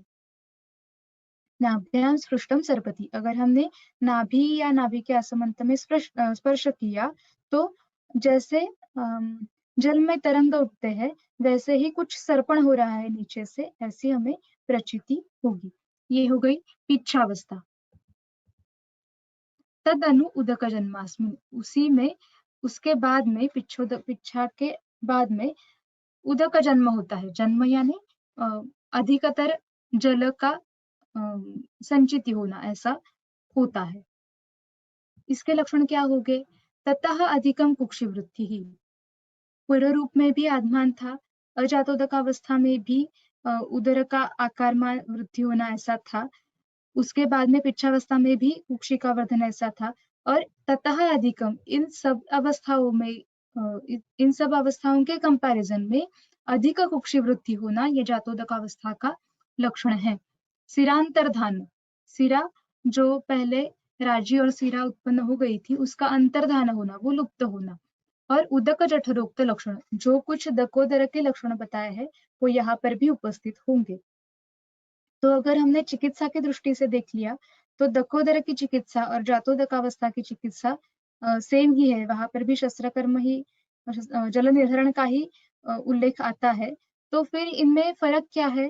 तो ये जो दकोदर अगर उत्पन्न हो गया है तो वो कृष्ण साध्य तम है, और अगर जातोदकावस्था है तो अगर थोड़ा सा ही जल संचिति है अभी तो हम जल निर्हरण न करते हुए कुछ पटोल मूलादि चूर्ण जैसे जो चूर्ण है उनका प्रयोग करके भी जातोदकावस्था में जो उदक संचिति हो गई है वो कम कर सकते हैं। और ये बहुत ही स्लोली डेवलप होने वाला लक्षण होगा अगर वो दोषज उदर के बाद जात उदक ऐसी अवस्था आ रही है तो। और अगर दकोदर है तो हमें रुग्ण के जो संबंधी होते हैं उनको सम्यक कल्पना देके ही चिकित्सा में प्रयुक्त होना है, क्योंकि वो कृष्णतम सभी उदरों में बहुत ज्यादा कृष्ण ऐसा भेद उदर का है। तो यहाँ पर उदर के सभी 8 भेद, उनकी अवस्थाएं, ये सब समाप्त हो गई। अब उदर का कृच्छ्रत्व बता रहे हैं। वात पित्त कफ प्लीह सन्निपात दकोदरम कृष्णम यथोत्तरम। वातोदर से लेकर दकोदर तक जो उदर के भेद है, वो यथोत्तर, एक से ज्यादा दूसरा कृष्णतर है। यानी पहला भी कृष्ण ही है, लेकिन उससे भी ज्यादा पित्तोदर, उससे ज्यादा श्लेष्मोदर, उससे ज्यादा प्लीहोदर, उससे भी ज्यादा सन्निपातोदर, और सबसे ज्यादा दकोदर जो है वो कृष्ण साध्य है। इसलिए हमें इसका निदान करना है, और पेशेंट को या उसके जो संबंधी है उनको सम्यक कल्पना देख के ही चिकित्सा में प्रयुक्त होना है।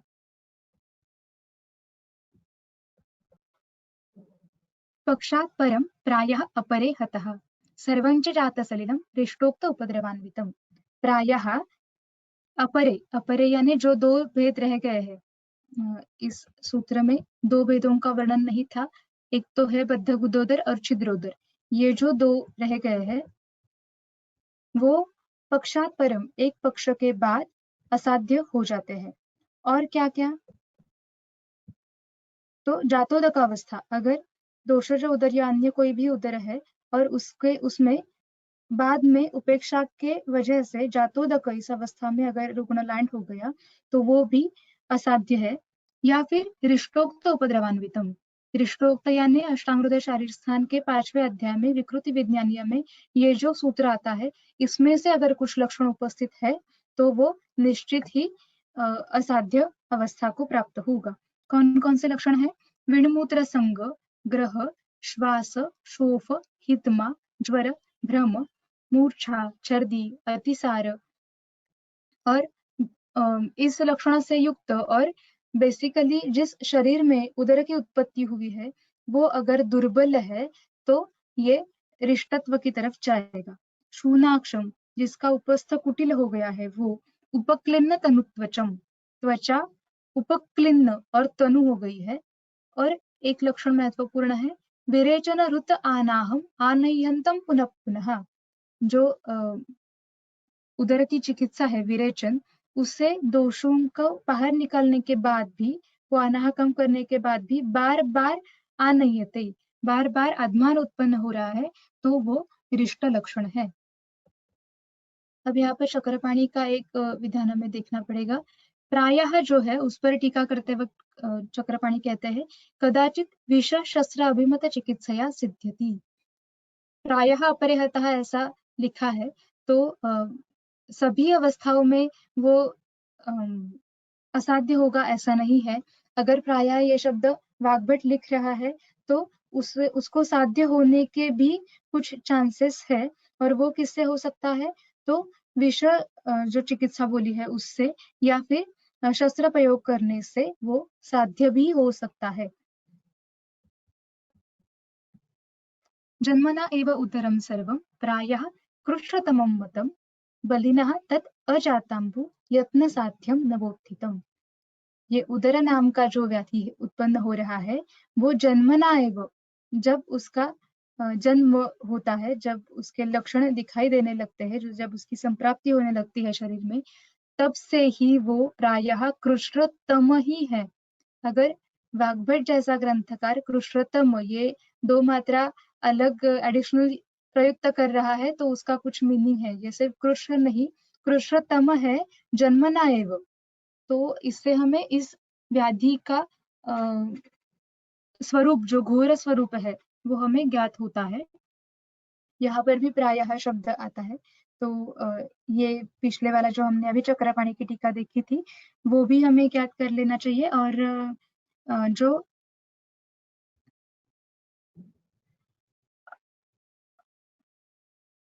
और अगर नियत आयु शेष है, तो भी उदर का रुग्ण जीवित रह सकता है।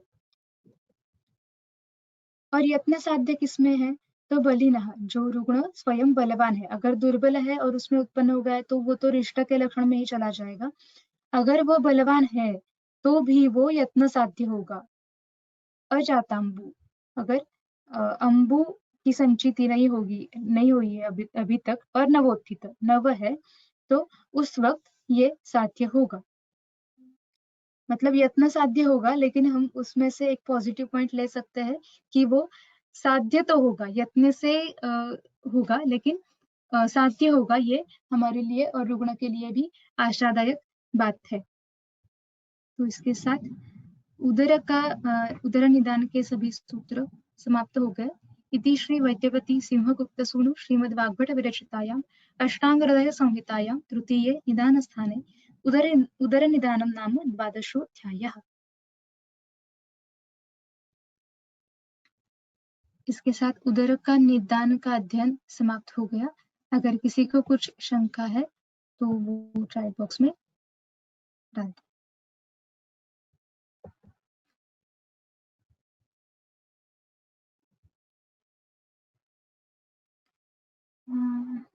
मद्य अति सेवन और वड़ा पाव इत्यादि सेवन ये हेतु हो तो वह उदर किस प्रकार में आएगा?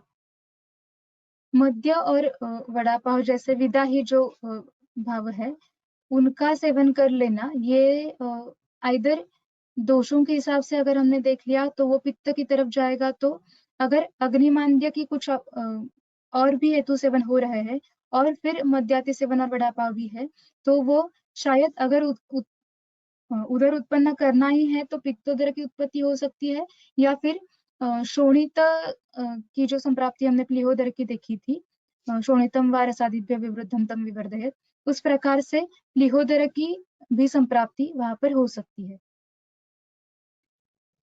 लेकिन सिर्फ ये मद्याति सेवन ही कर रहा है या सिर्फ वड़ा पाव ही सेवन कर रहा है तो सिर्फ पित्त के कुछ इतर लक्षण भी उत्पन्न हो सकते हैं, नॉट नेसेसरी उधर ही उत्पन्न होगा। अगर उधर ही उत्पन्न करना है उन दोषों को, तो वो प्रोबेबली पित्तोदर या प्लीहोदर की जो सेकेंड वाली संप्राप्ति है, या यकृतोदर की भी उस तरीके से संप्राप्ति होगी।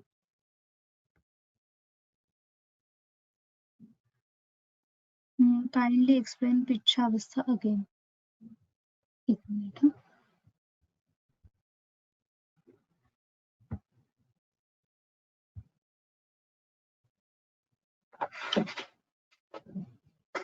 सर्वेषु उदरेषु उपेक्षया, अगर सभी जो पहले वाले भेद बताए हैं उदर के, उनमें समय रहते हुए चिकित्सा नहीं की, उनकी उपेक्षा की, तो स्वस्थान से च्युत हो गए हुए द्रव स्वरूप के दोष, उदय में पहले से ही दोषों की संचिति होना और वो द्रव स्वरूप में होना, ये घटना होते ही रहते हैं। तो इस अवस्था में जो द्रव दोष है वो स्वयं के स्थान से च्युत हो जाते हैं अवस्थावशात, म्हणजे व्याधि प्रभाव की अवस्थावशात। और उसके बाद में क्या करता है, तो धातु पाक की ही अवस्था है ये। पाकात संधि स्रोतो मुखानी अपि द्रवीकुर्युः, पाक करके संधि और स्रोतो मुख जो है उनको भी द्रवीभूत करते हैं। जो दोष स्वयं द्रव है और स्वस्थान से च्युत हो गए हैं, वो संधि और स्रोतों के जो मुख है उनका पाक करके उन्हें द्रवीभूत करते हैं। धातुओं का पाक होता है। और क्या होता है, तो जो स्वेद बाह्य स्रोत से बाहर निकल रहा है, उसका मार्ग विहत होने से, बाह्य स्रोत से विहत होने से वो स्वेद तिर्यक आ जाता है, तिर्यक आस्थित होता है। और तदेव उदकम आप्याय्य इच्छाम कुर्यात्, तदेव उदकम, जो द्रव दोषों की वजह से पाक से संधि स्रोतों मुख को द्रवीभूत करके जो उदर में पहले से ही दोष संचिति हो गई है, उसमें फिर ये तिर्यक आ गया ऐसा जो स्वेद है, वो उसमें मिलकर उसी उदक का आप्यायन करता है, उसे बढ़ाता है और पिच्छा ये उत्पन्न करता है। और इसके ये लक्षण नीचे जो दिए हैं वो उत्पन्न हो जाते हैं। अभी क्लियर है क्या?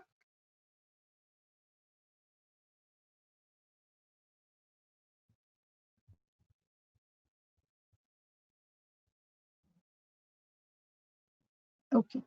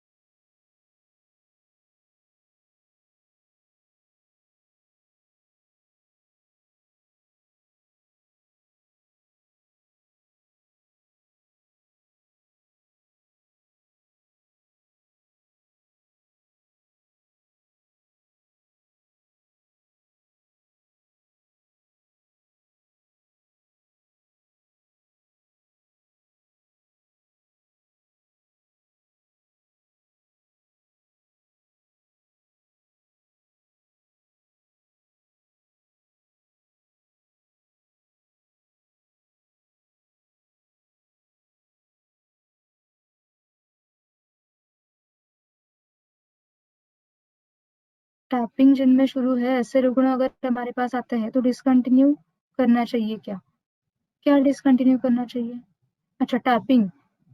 नहीं नहीं, डिसकंटिन्यू करना चाहिए ऐसा नहीं है। हम बाद में चिकित्सा देखने वाले हैं, तो चिकित्सा का अध्याय में अगर जल की संचिति है तो उसके निर्हरण का विधान हमारे शास्त्र में भी है, लेकिन ऐसा नहीं है कि हर बार सिर्फ उदर से जल निर्हरण करना यही एक चिकित्सा है, ऐसा नहीं है।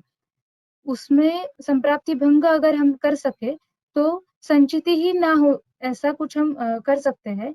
और अगर थोड़ी बहुत संचिति हो रही है तो जो हमारे रेचन औषध है तो वो दोषों का रेचन करते हैं, वो सिर्फ द्रव का रेचन करते हैं या वो लैक्सेटिव जैसे होते हैं, ऐसा नहीं है। सम्यक पचन करके जो दोष संचय हो रहा है उसका निर्हरण कर सकते हैं, इसलिए संचित जल जो है उसकी भी मात्रा धीरे धीरे कम होने लगती है। लेकिन अगर बहुत ज्यादा मात्रा में जल संचय है तो उसका निर्हरण करने का विधान ग्रंथ में भी आता है, तो वो डिसकंटिन्यू करने के लिए हमें नहीं बोलना है, लेकिन उसकी आवश्यकता अगर है तो ही बताना है। और अगर कम मात्रा में संचिति है तो हमें औषधि से ही वो कम करने का प्रयास करना चाहिए। और किसी को कुछ शंका है?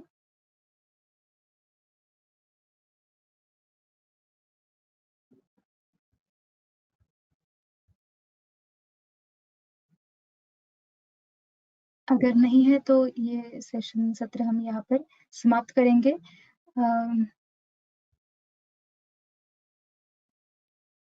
सभी को दीपोत्सव की शुभकामनाएं। और अगले वाला जो हमारा सत्र होगा वो दीपावली के बाद ही होगा, क्योंकि नेक्स्ट जो संडे है उस वक्त दिवाली है, तो इसलिए हम सत्र नहीं रखेंगे। और उसके बाद में वो जो संडे है उस वक्त हम उदर की चिकित्सा वैद्य धनंजय कुलकर्णी सर के साथ अध्ययन करना शुरू करेंगे।